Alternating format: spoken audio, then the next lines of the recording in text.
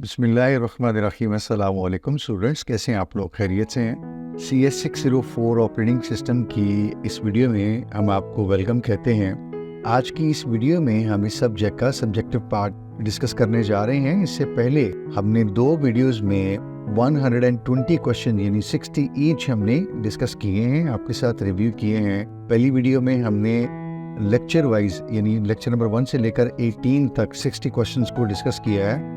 आपके सारे important topics हमने इसमें रिव्यू किए हैं, डिस्कस किए हैं। और जो वीडियो 2 हमने की है 61 से लेकर 120, तो उसमें हमने कोशिश किया है कि पास्ट पेपर्स में से जो रिपीटेड क्वेश्चंस हैं या जो कॉन्सेप्ट बार बार पूछे जाते हैं वो हम आपके साथ शेयर करें, ताकि एटलीस्ट आपको थोड़ा सा एक आइडिया भी मिल जाए कि क्वेश्चंस किस तरह के होते हैं, डिफिकल्टी लेवल कितना होता है, और रिलेटेड क्वेश्चन अगर आते हैं उन टॉपिक्स के अंदर से तो आप आसानी से उनको एड्रेस कर सकें इंशाल्लाह। तो चलिए आज की हम अपनी ये सब्जेक्टिव टाइप की वीडियो जो है उसका बाकायदा आगाज करते हैं। हमारा एजेंडा आज का क्या होगा जी? हम कोशिश करेंगे कि आपके साथ 40 सब्जेक्टिव क्वेश्चन जो है वो डिस्कस करें। आप यकीन कीजिएगा इंशाल्लाह कि इस चैनल के अलावा आपको इतने नंबर ऑफ क्वेश्चन जो है वो नहीं मिलेंगे। तो 40 क्वेश्चन जो है वो इनफ नंबर ऑफ क्वेश्चन हैं, जिसमें अगर आप ये सारे कर लेते हैं तो आप इत्मीनान रखिएगा कि आपका जो मिड टर्म का एग्जाम है सब्जेक्टिव सेक्शन, इंशाल्लाह इस एक वीडियो को देखने के बाद वो आपका बहुत अच्छे से हल हो रहा होगा। तो चलिए फिर हम अपने पेपर का बाकायदा आगाज करते हैं। क्वेश्चन नंबर 1 है हमारा, इन Unix Linux right the purpose of the following commands. तो ये 3 कमांड्स दी हुई हैं, PS, BG और CP की, और पूछा ये गया है कि इनका पर्पस क्या है। तो आपने ये तीनों कमांड यूज की हुई हैं। PS जो है वो हमारी वो कमांड है जो किसी एक पॉइंट ऑफ टाइम के ऊपर हमें सिस्टम के अंदर कितने प्रोसेसेस चल रहे हैं उनका एक स्नैपशॉट प्रोवाइड करती है। अच्छा, अगर हमने इसके साथ कोई स्विच या ऑप्शन यूज नहीं किए हुए तो ये हमें जो करंट यूजर लॉग्ड इन है उसके प्रोसेस रिटर्न करती है। ठीक है, तो यहाँ पे सिर्फ यही पूछा गया कि PS कमांड क्या करती है, इतना काफी होगा लिख दें। अगर आप सिंटेक्स लिखना चाहे तो आप लिख सकते हैं। दूसरी कमांड पूछी गई है BG। तो BG का हमें पता है कि ये कमांड क्या करती है कि हमारे जो करंट प्रोसेसेस हैं या जो हमारे सस्पेंडेड प्रोसेसेस हैं इनको फोरग्राउंड से उठा के किधर ले जाती है, बैकग्राउंड में मूव कर देती है। आमतौर पे हम BG की कमांड के साथ जॉब ID बताते हैं कि हमने किस प्रोसेस को या किस जॉब को उसको मूव करना है हमने बैकग्राउंड में। अगर हम ऐसा नहीं करेंगे, ये जॉब ID मेंशन नहीं करेंगे, तो बाय डिफॉल्ट जो हमारी करंट जॉब होगी वो इसमें पास हो जाएगी या इम्प्लिसिट होगी कि उस जॉब को हमने बैकग्राउंड में मूव करना है और वो जॉब बैकग्राउंड में मूव हो जाएगी। थर्ड कमांड जो पूछी गई है वो हमारी CP की कमांड है। तो CP की कमांड क्या करती है? फाइल्स को कॉपी करती है। ये बिल्कुल ऐसे ही है जैसे आप लोग विंडोज में कॉपी पेस्ट करते हैं, यानी फाइल के ऊपर राइट क्लिक करके किसी और फोल्डर में जाके या डायरेक्टरी में उसको पेस्ट कर लेते हैं। शॉर्टकट से भी आप कर सकते हैं। तो लाइनक्स में CP की कमांड है। हम क्या करते हैं, हम सोर्स फाइल का नाम देते हैं CP की कमांड के बाद, और फिर हम डेस्टिनेशन जो डायरेक्टरी है और उस फाइल को वहां हमें किस नाम से पेस्ट करना है या कॉपी करके वहां ले जाना है, तो उसका हम नाम बताते हैं। तो ये फाइल जो है वो हमारी एक जगह से दूसरी जगह कॉपी हो जाती है। तो ये 3 कमांड्स का पूछा गया था कि बेसिक पर्पस क्या है।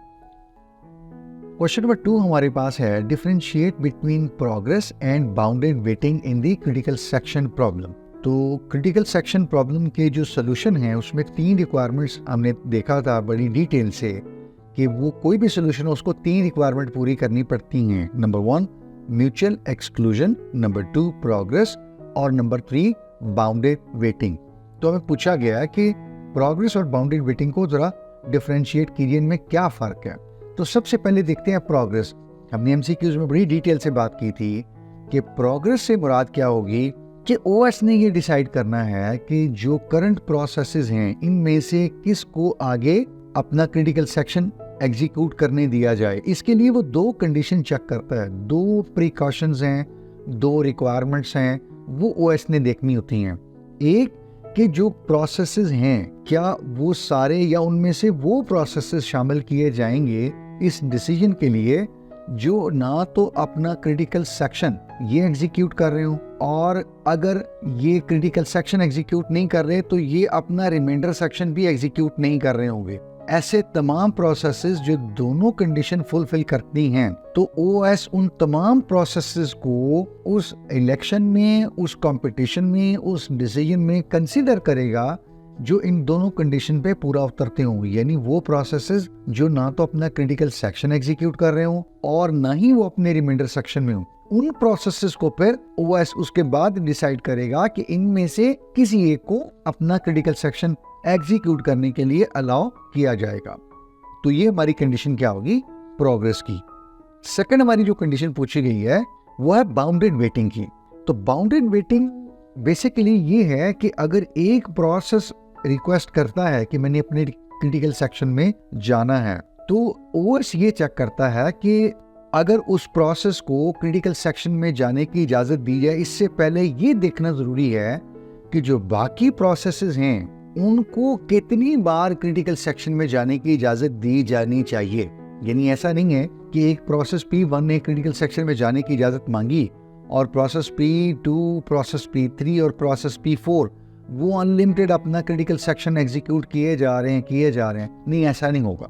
एक लिमिट रखी जाएगी, एक बाउंड रखा जाएगा, एक महदूद नंबर होगा, लिमिटेड कोई एक नंबर होगा, उस नंबर तक वो ऐसा अलाउ करेगा उन बाकी प्रोसेसेस को कि वो अपना क्रिटिकल सेक्शन एग्जीक्यूट कर लें जब किसी एक और प्रोसेस ने क्रिटिकल सेक्शन में जाना है या उसने उसकी रिक्वेस्ट की है।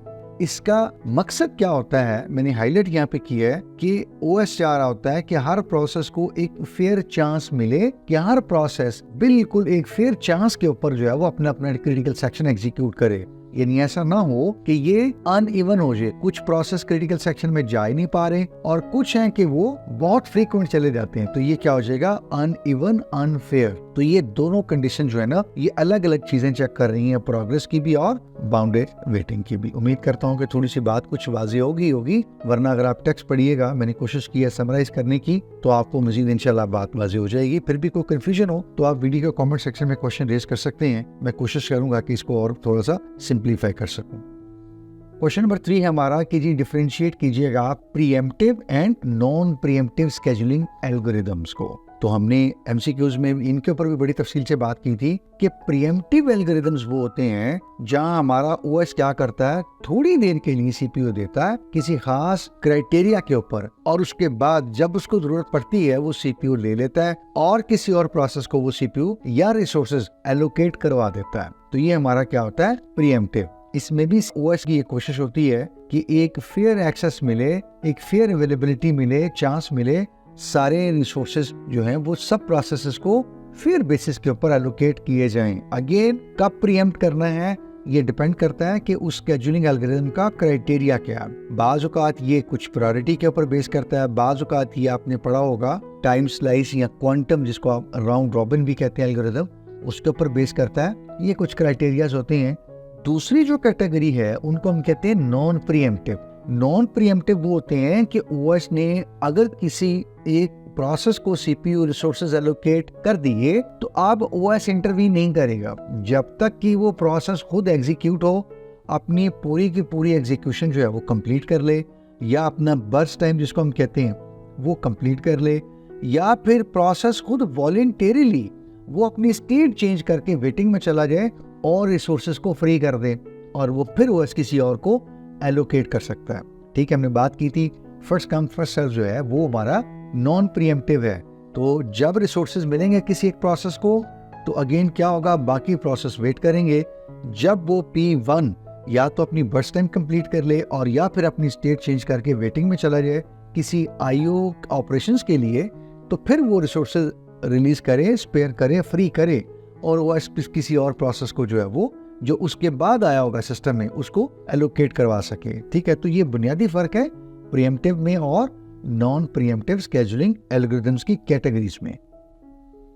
क्वेश्चन नंबर 4 है calculate the average wait time for the following processes in the first come first serve. यानी FCFS के केस में हमें ये 4 प्रोसेसेस दिए हुए P0 से लेकर P3 तक, और हमें कहा गया कि ये इनकी बर्स्ट टाइम है और आपने एवरेज वेट टाइम ये कैलकुलेट करना है। तो हम क्या करेंगे, इनका इंडिविजुअल वेट टाइम निकालेंगे और उसको फिर ऐड करेंगे, 4 पे डिवाइड करेंगे, तो ये हमने कैलकुलेट करना होगा एवरेज वेट टाइम। तो चलिए क्विकली स्टार्ट करते हैं। सबसे पहले हम इनका इंडिविजुअल वेट टाइम निकालते हैं। तो इंडिविजुअल वेट टाइम निकालने के लिए देखिए फर्स्ट कम फर्स्ट सर्व कैसे काम करता है कि सबसे पहले हम एज्यूम करते हैं कि P0 सिस्टम में आया और जैसे ही P0 सिस्टम में आया तो उसको फौरन CPU मिल गया, इसलिए इसने कोई वेट नहीं किया और इसका अपना वेट टाइम क्या हुआ 0 सेकंड या 0 यूनिट। अब इसने पूरा एग्जीक्यूट होना है, उसके बाद P2 की बारी आएगी और P2 की बारी जब आई तो इसका मतलब यह है ये पूरा 10 सेकंड या 10 यूनिट एग्जीक्यूट होके अपनी बर्स्ट टाइम कंप्लीट कर चुका था। तो P1 ने एक्चुअल में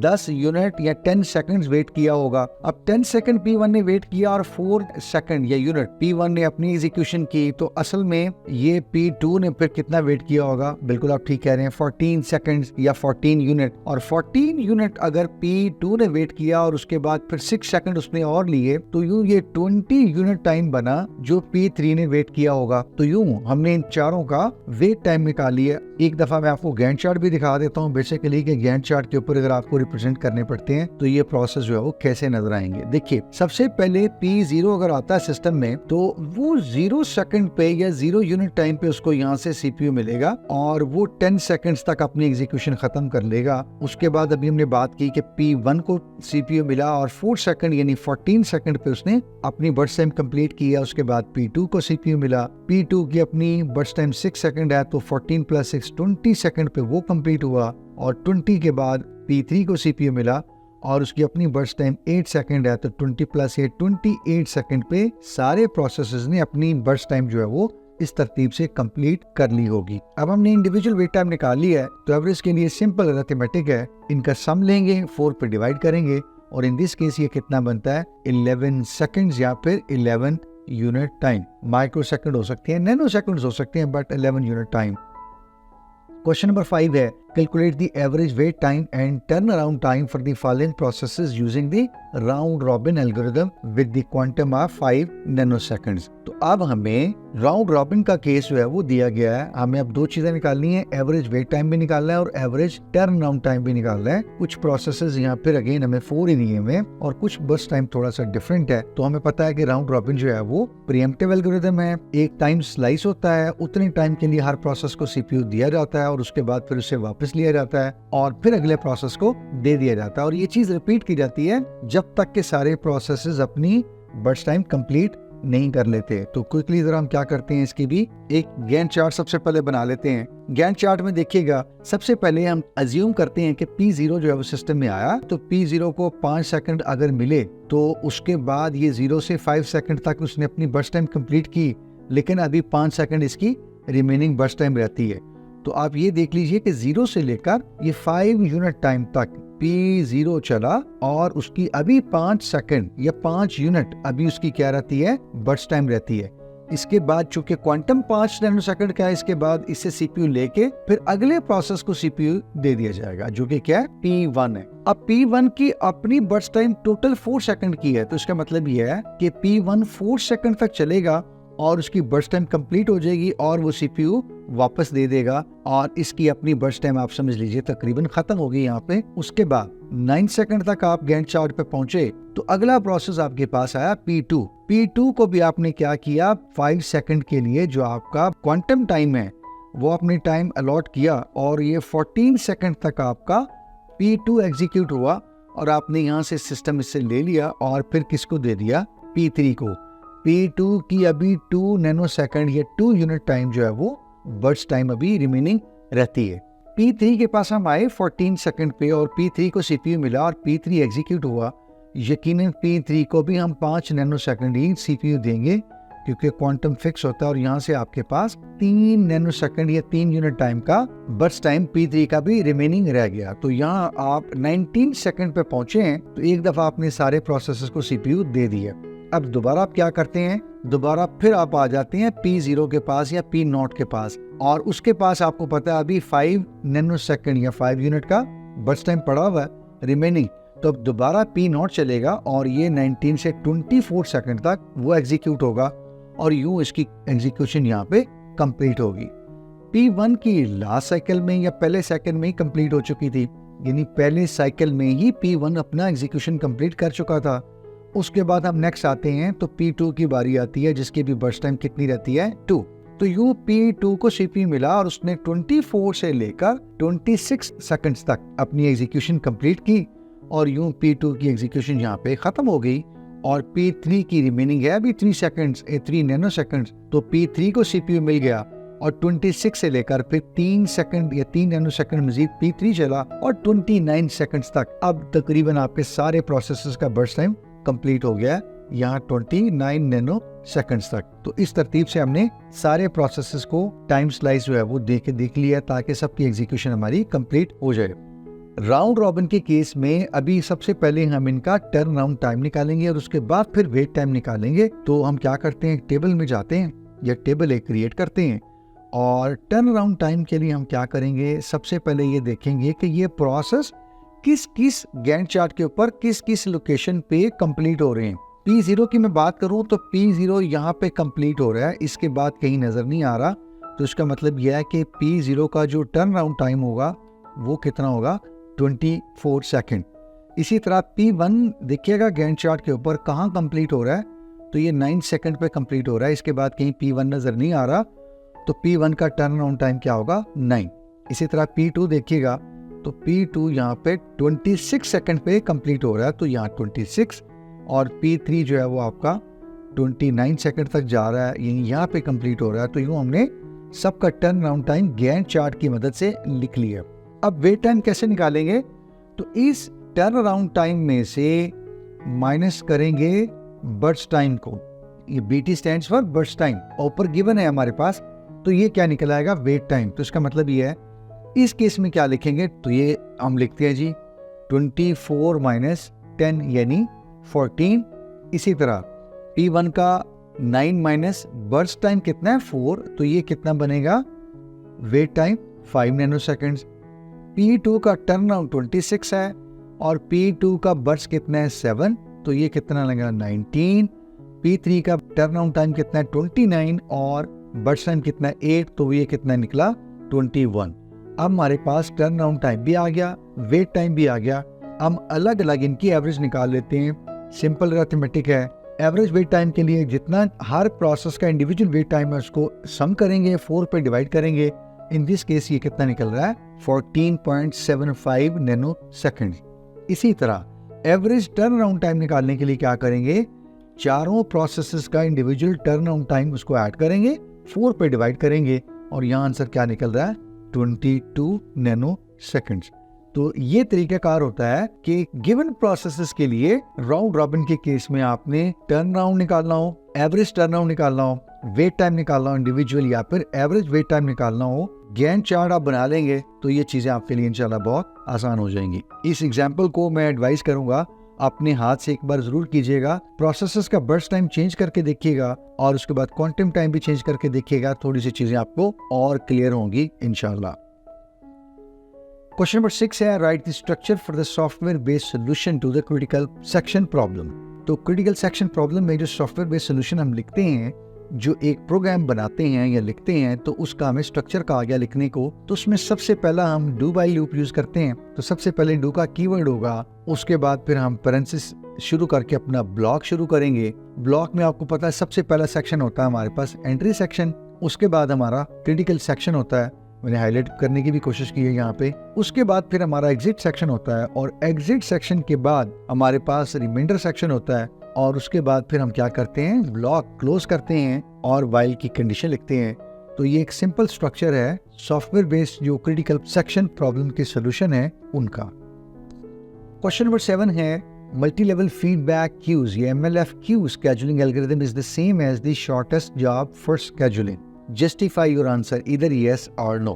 हमें एक स्टेटमेंट दी गई और हमें बताया गया है कि आपको क्या लगता है कि ये जो दोनों एल्गोरिथम्स हैं, यानी मल्टी लेवल फीडबैक क्यूज और शॉर्टेस्ट जॉब फर्स्ट, ये दोनों सिमिलर हैं। अगर आपको लगता है सिमिलर हैं तो आप बताइए कि सिमिलर हैं और आपने इसको जस्टिफाई भी करना है। ठीक है, सिंपल यस नो नहीं पूछा गया। और अगर आपको लगता है कि नहीं ये दोनों बिल्कुल डिफरेंट हैं तो आप सिलेक्ट कीजिए नो, लेकिन फिर भी जरा उसको थोड़ा सा एलेबोरेट कीजिए, बताइए कि क्या रीजन है और आपको लगता है ये कि दोनों सेम नहीं है या एक जैसे एल्गोरिथम नहीं है।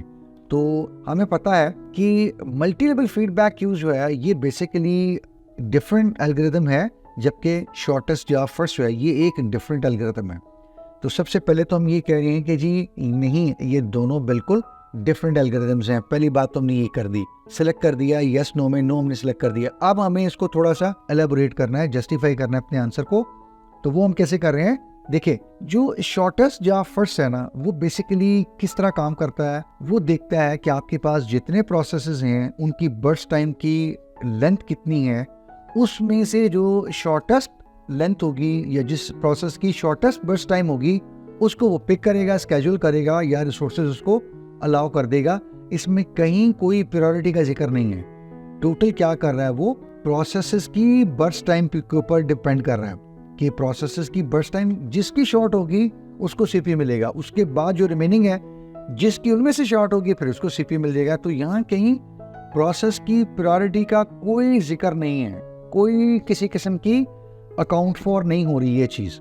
तो इसका मतलब तो ये हो गया कि जो आपके पास शॉर्टेस्ट बर्स्ट टाइम वाले प्रोसेसेस हैं वो एग्जीक्यूट हो रहे हैं, इवन दो आपके पास एक बड़ी सीपीयू बर्स्ट वाला प्रोसेस आ गया जिसकी प्रायोरिटी भी हाई है, लेकिन चूंकि ये एल्गोरिथम शॉर्टेस्ट को लेगा तो इसलिए वो क्या हो जाएगा, ब्लॉक हो जाएगा, इवन दो उस प्रोसेस की प्रायोरिटी हाई है। तो ये एक प्रॉब्लम है यहाँ पे इसके साथ, SJF के साथ। ऑन दी अदर हैंड जो मल्टी लेवल फीडबैक क्यू है वो, उसमें हमें पता है कि वो क्या करता है, आपकी रेडी क्यू को डिवाइड कर देता है डिफरेंट क्यूज के अंदर, और उन क्यूज के अंदर वो डिफरेंट फिर एल्गोरिथम आगे यूज करता है। अगर प्रोसेसेस की प्रायोरिटी चेंज हो रही है, डायनेमिकली अपडेट हो रही हैं चीजें, तो ये क्या करता है, प्रोसेसेस को क्यूज में मूव करता रहता है। इसीलिए इसको कहा जाता है कि ये क्या है, it's very very adaptive and very very responsive. यहाँ पे चीजें स्टैटिक नहीं है, फिक्स नहीं है, बल्कि क्या हो रहा है, नए प्रोसेसेस सिस्टम में आ रहे हैं, उनकी प्रायोरिटी डिफरेंट है, उनकी कुछ और कैरेक्टरिस्टिक्स डिफरेंट हैं।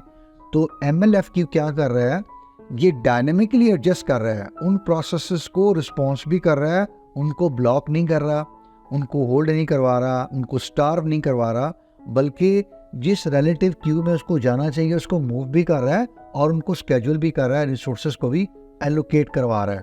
तो both of these are different, क्योंकि उनकी वर्किंग डिफरेंट है, उनकी कोर जो वर्किंग है, उनकी कोर ऑपरेशनल फिलॉसफी जो है वो दोनों की डिफरेंट है। तो यूँ आपने यानी वर्किंग बता के इनको डिफरेंशिएट कर देना है कि ये जो दो स्केड्यूलिंग एल्गोरिथम है ये किस बिना पे या किस बुनियाद पे दोनों अलग अलग हैं, सिमिलर नहीं है। Question number 8 है, do you think that the reason of MK node system call and MK54 library call failure are the same? यानी आपको लगता है कि ये MK node की जो सिस्टम कॉल है या MK54 की लाइब्रेरी कॉल है, इनकी जो फेलियर की रीजन है ये क्या है, सेम है? अगर तो ये सेम है तो आप अपने आंसर को सपोर्ट कीजिए, बताइए कैसे सेम है। अब हमें पता है कि MK54 की जब कॉल हम करते हैं तो असल में ये इंटरनली किसको इन्वोक करती है, MK नोड को। इसका मतलब ये हो गया कि MK नोड की कॉल अगर फेल होती है तो चूंकि MK54 ने MK नोड को कॉल किया हुआ है, तो MK नोड अगर फेल होती है तो MK नोड की जो रीजंस है वही पर MK54 की भी हो गई। दूसरे लफ्जों में यहाँ कुछ चीजें क्या हो रही हैं, ओवरलैप हो रही हैं, रिडंडेंट हो रही हैं या कॉमन हो रही हैं। यानी MK54 ने MK नोड को कॉल किया और MK नोड किसी वजह से फेल हो गई, तो इसका मतलब ये है कि फिर MK54 की भी वही रीजन बनी फेल होने की। अब वो क्या है वो हम देख लेते हैं। एक तो ये है कि आपने जिस नाम की FIFO क्रिएट करने की कोशिश की वो ऑलरेडी सिस्टम में एग्जिस्ट करता है। जैसे आपके पास एक फाइल पड़ी हो, आप दोबारा उसी नाम की क्रिएट करना चाहें तो आपको एरर आता है कि फाइल ऑलरेडी एग्जिस्ट। तो यहाँ पे एक ये वजह हो सकती है। एक वजह ये हो सकती है कि आप जो पाथ यूज कर रहे हैं वो लॉन्ग है पाथ नेम कि सिस्टम उसको एक्सेप्ट नहीं कर रहा। अगर नंबर ऑफ कैरेक्टर्स कुछ अलाउ किए गए आपको 16, 32, 64, but we are using a path name that is extended, तो फिर क्या होगा, फिर भी ये कॉल फेल हो सकती है।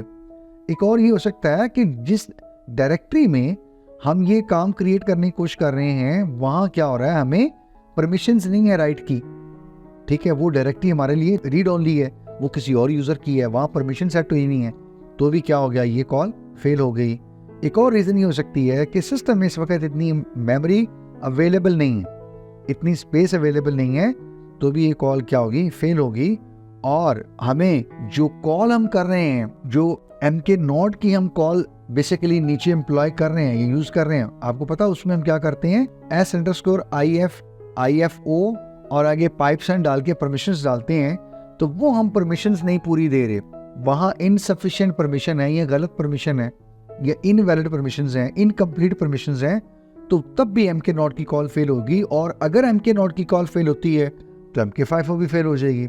यूँ हम कह सकते हैं कि MK FIFO की जो फेलियर की कॉजेज या रीजंस हैं, असल में वो ओवरलैप कर रही हैं या वो कॉमन है किसकी, MK नॉड की सिस्टम कॉल पे।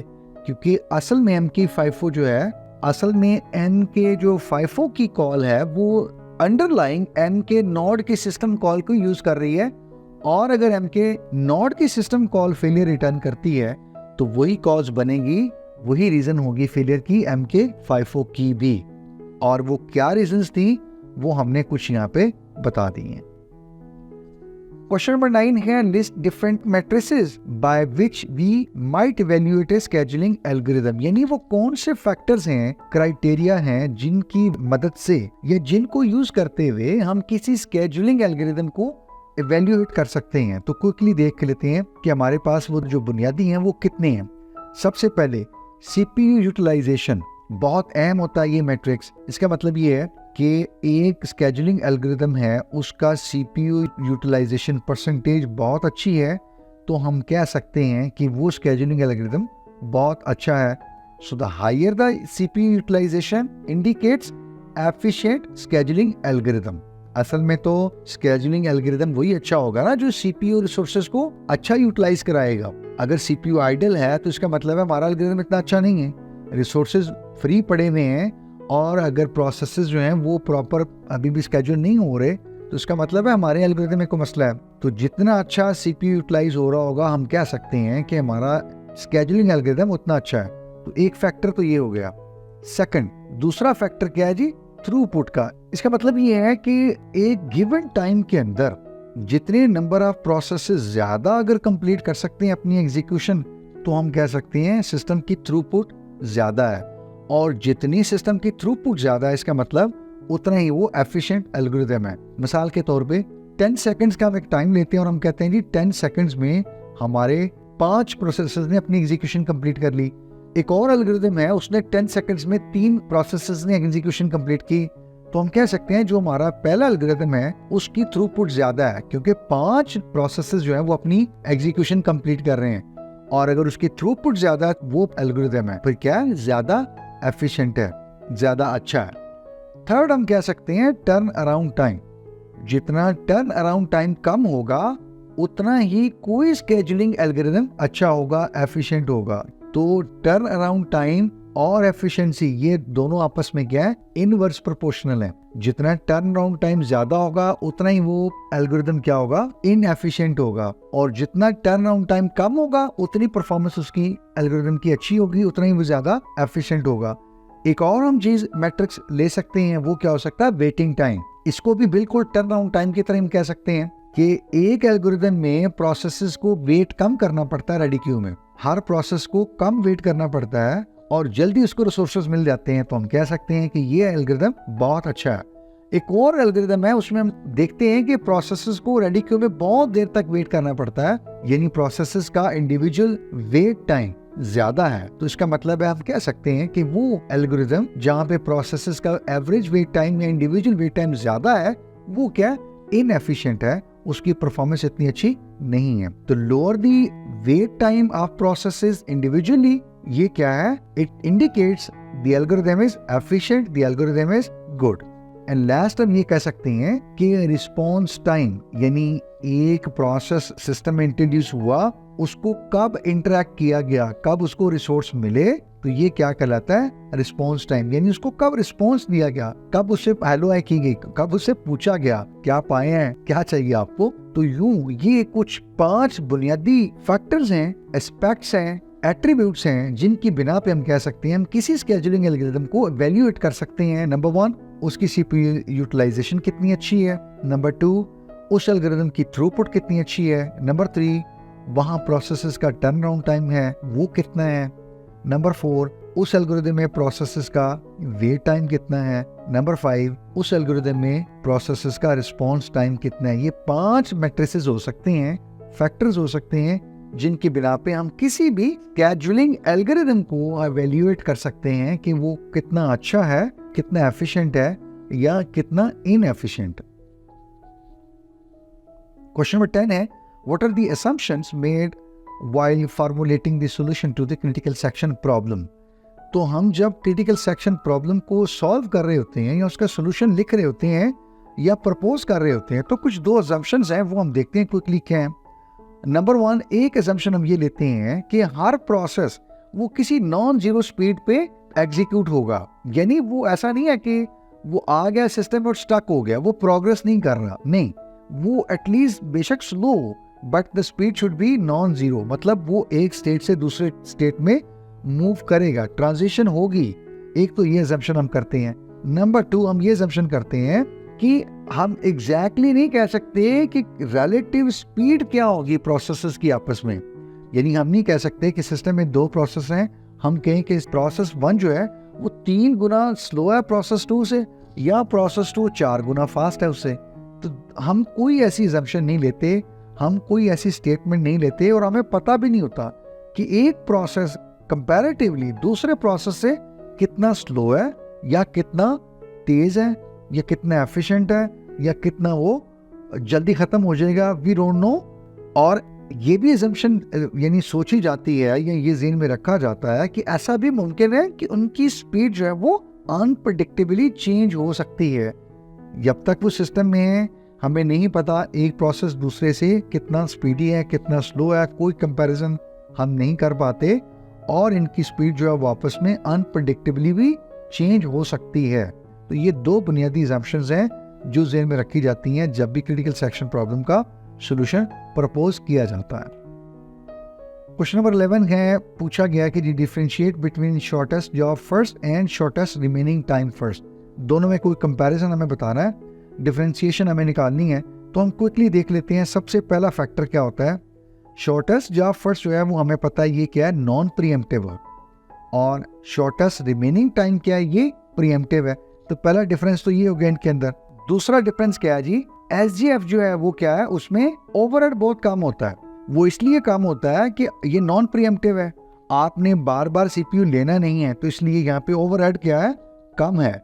On the other hand shortest remaining में आप क्या करते हैं, बार बार सीपीयू ले रहे हैं, इसमें ओवरहेड क्या कदरे ज्यादा, ठीक है ना, क्योंकि आपने बार बार सीपीयू लेना है। तो जब सीपीयू आप लेंगे तो आपने पढ़ा होगा क्या करते हैं, पीसीबी को अपडेट करते हैं, कॉन्टेक्ट स्विचिंग करते हैं। तो इन सारी चीजों में क्या लग रहा है, कॉस्ट इनकर हो रही है, टाइम और एफर्ट्स और डेटा सेव करने की कॉस्ट इनकर हो रही है, तो इसलिए यहाँ पे ओवरहेड ज्यादा होगा। इस चीज को आपने ज़हन में रखना है। तीसरा फर्क आपने जो ज़हन में रखना है वो ये है कि एसजीएफ जो है वो निस्बतन क्या है, स्लोअर है, comparatively it's slower then shortest remaining time first.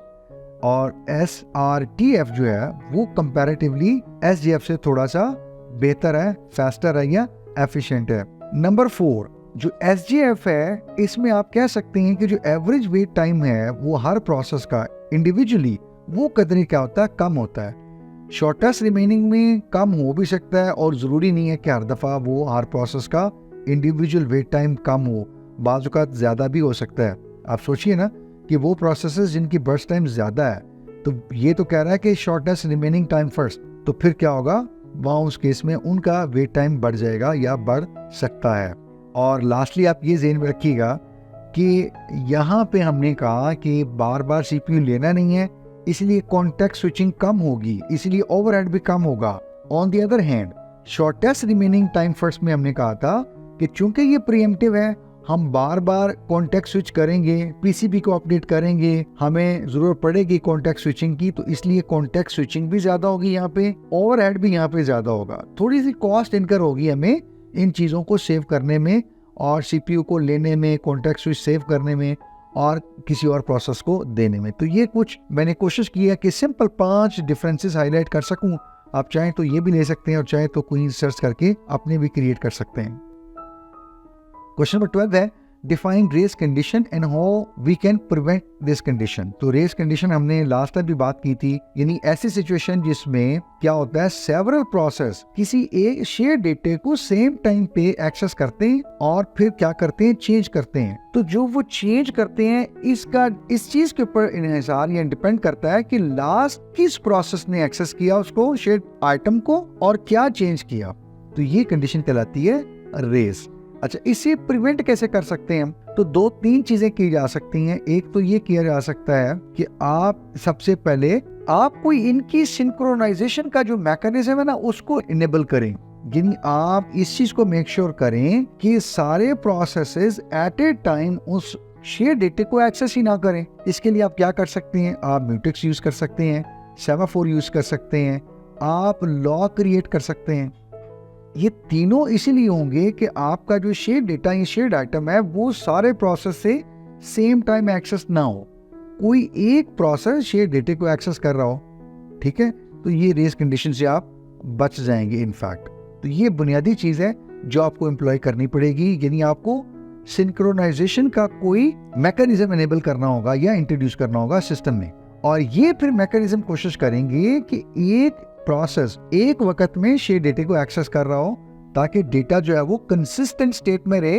वो जो शेयर्ड वेरिएबल है, शेयर डेटा है, शेयर फाइल है, वो इनकंसिस्टेंट ना हो, वो कंसिस्टेंट स्टेट में रहे और आप रेस कंडीशन में ना जाए या इस फिनोमेना से अवॉइड कर सकें। क्वेश्चन नंबर 13 है, what is the convoy effect, how to mitigate this phenomena. अच्छा, हमें पता है कि कॉनवॉय इफेक्ट जो है वो फर्स्ट कम फर्स्ट सर्व में आता है।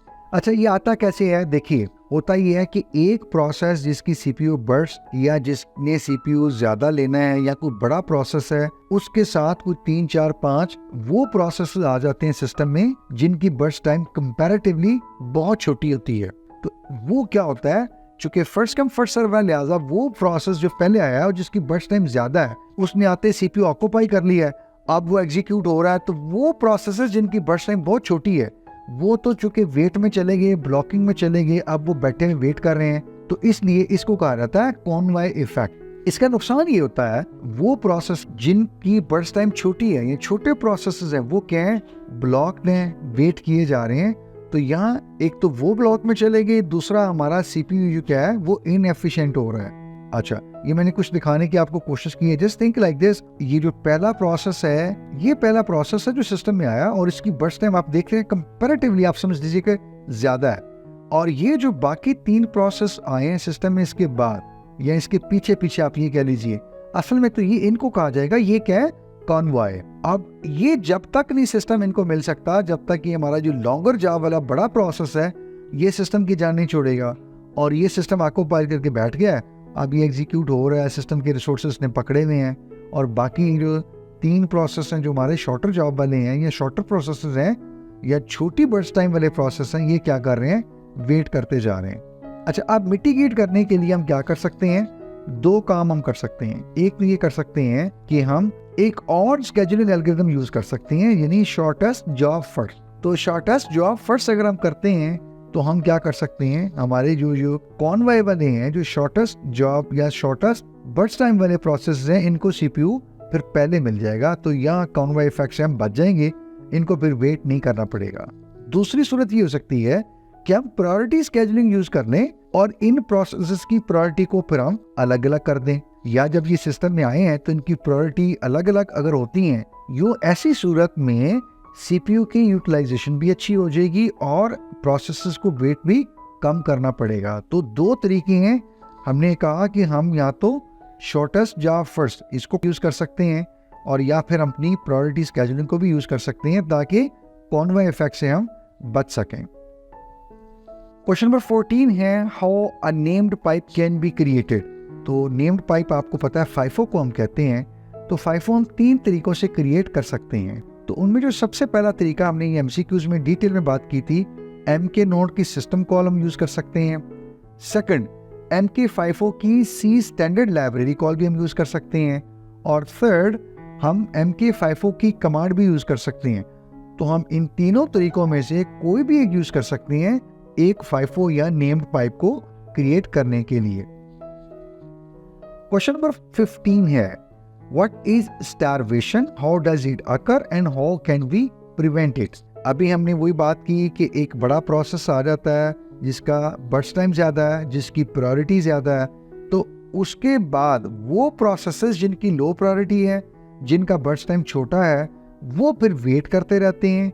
और ऐसा होता है कि फिर और बड़े प्रोसेस आ रहे हैं या बड़ी प्रायोरिटी के आ रहे हैं, हाई प्रायोरिटी के और आते जा रहे हैं। यूँ लो प्रायोरिटी के प्रोसेस जो हैं वो पड़े रहते हैं और वो क्या करते रहते हैं, स्टार्व करते रहते हैं, यानी उनको रिसोर्सेज नहीं मिलते, ब्लॉक्ड रहते हैं, वेटिंग में पड़े रहते हैं, कांस्टेंट वेटिंग में चले जाते हैं। इस फिनोमेना को कि एक प्रोसेस कांस्टेंट वेटिंग में है, कांस्टेंट ब्लॉक पड़ा हुआ है या रखा जा रहा है उसको due to its priority, due to the nature of the scheduling algorithm, तो ये फिनोमेना ये कहलाता है स्टारवेशन। अभी हमने बात की कि अगर हम प्रायोरिटी स्केड्यूलिंग की बात करें तो बड़ा कॉमन है उसमें कि हाई प्रायोरिटी प्रोसेस आ रहे हैं और लो प्रायोरिटी जो है वो वेट किए जा रहे हैं। तो यूँ लो प्रायोरिटी जो है वो क्या हो रहे हैं, इनडेफिनिट वेट में जा रहे हैं, यानी कोई पता नहीं कब उनको सीपीयू मिले, तो that is called indefinite waiting, और यही क्या है, स्टारवेशन है।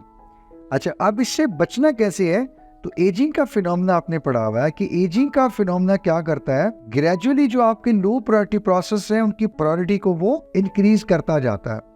यूं आप समझने की खातिर बता रहा हूं कि अगर प्रोसेसेस इस वक्त प्रायोरिटी जिनकी 10 है उनको सीपीयू मिल रहा है और आपके जो लो प्रायोरिटी प्रोसेस हैं उनकी प्रायोरिटी 2 है या 3 है, तो एजिंग क्या करेगा, उनकी 3 से 4 से 5 6 7 8 9 10 यहाँ तक कर देगा आहिस्ता आहिस्ता कि अब चूंकि 10 वालों को मिल रहा था सीपीयू, तो अब लो वालों की भी 10 हो गई है। यानी एक वक्त कैसा आएगा फिर कि उन लो प्रायोरिटी प्रोसेसेस की एजिंग के बाद प्रायोरिटी इस कदर हो जाएगी कि उनको फिर रिसोर्सेज एलोकेट करवा दिए जाएंगे। तो ये एक तरीका है कि हम अपने लो प्रायोरिटी प्रोसेसेस को स्टारवेशन से बचा सकते हैं या उनको इंडेफिनिट ब्लॉकिंग से बचा सकते हैं। क्वेश्चन नंबर 16 है, right at least 3 advantage of round robin scheduling algorithm.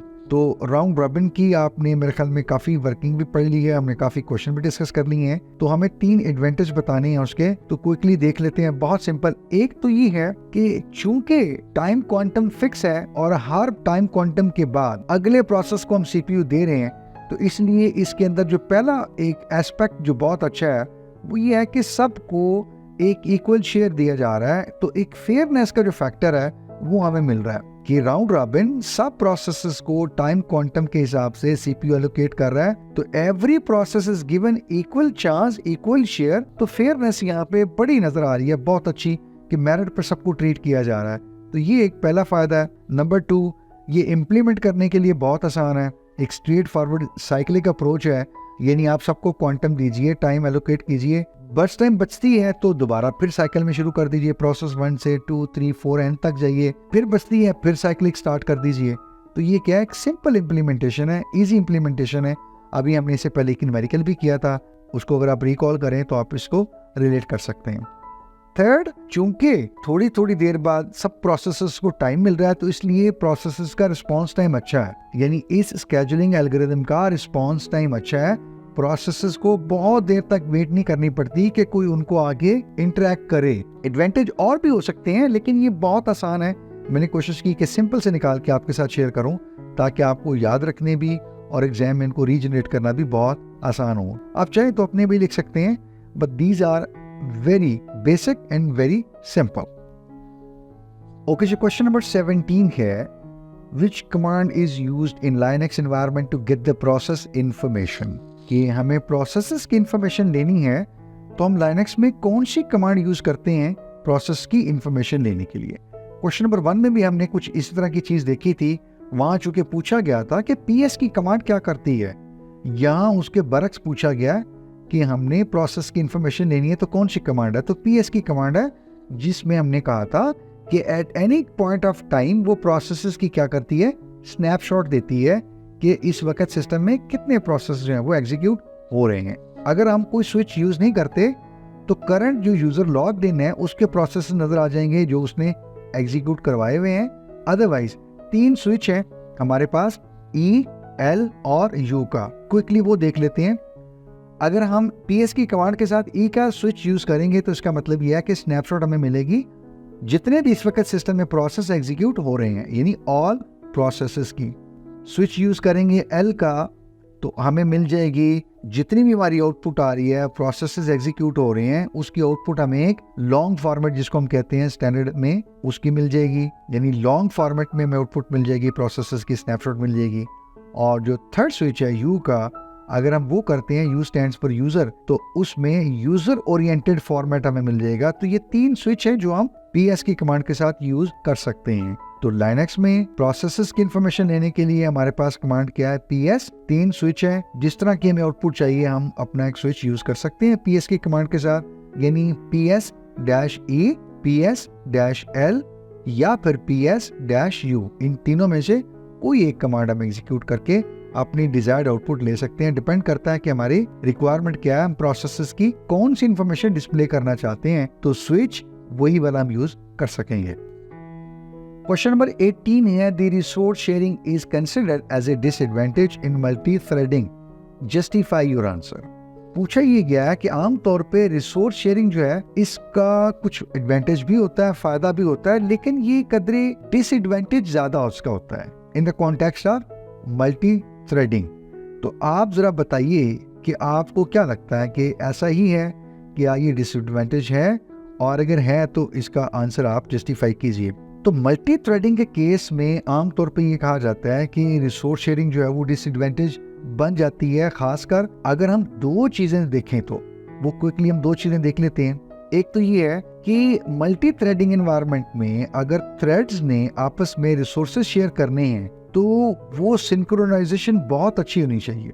ठीक है, वो डेटा, वो फाइल्स, वो आइटम्स जो थ्रेड्स आपस में शेयर कर रहे हैं, उनके लिए सिंक्रोनाइजेशन बहुत अच्छी होनी चाहिए, बहुत प्रॉपर होनी चाहिए। अगर वो नहीं होती तो मल्टी थ्रेडिंग फायदे की बजाय नुकसान बनेगा, डिसएडवांटेज होगा उसका, सिस्टम में प्रॉब्लम्स आएंगी, मसाइल हल नहीं होंगे बल्कि मसाइल क्रिएट हो जाएंगे और ज्यादा। दूसरा जो इसका डिसएडवांटेज है वो ये है कि कहा जाता है कि एक एवरेज लेवल का जो प्रोग्रामर है उसके लिए मल्टी थ्रेड का रिसोर्स शेयरिंग के लिए कोड लिखना इतना आसान नहीं होता। तो ये 2 चीजें ऐसी हैं कि यानी कोडिंग या प्रोग्रामिंग करके मल्टी थ्रेड्स को हैंडल करना, और मल्टी थ्रेड के केस में प्रॉपर और एफिशिएंट सिंक्रोनाइजेशन, ये 2 चीजें चूंकि अचीव नहीं होती, इसीलिए कहा जाता है कि मल्टी थ्रेडिंग जो है वो बाज़ औक़ात डिसएडवांटेज का बायस बनती है। So these are the 2 reasons कि we can say a multi threading can be a disadvantage rather than an advantage. Question number 19 है, differentiate between preemptive and non preemptive scheduling algorithm. तो ये हमने MCQs में भी बड़ी डिटेल से ये बातें देखी हैं, क्विकली बस जस्ट रैप अप करते हैं।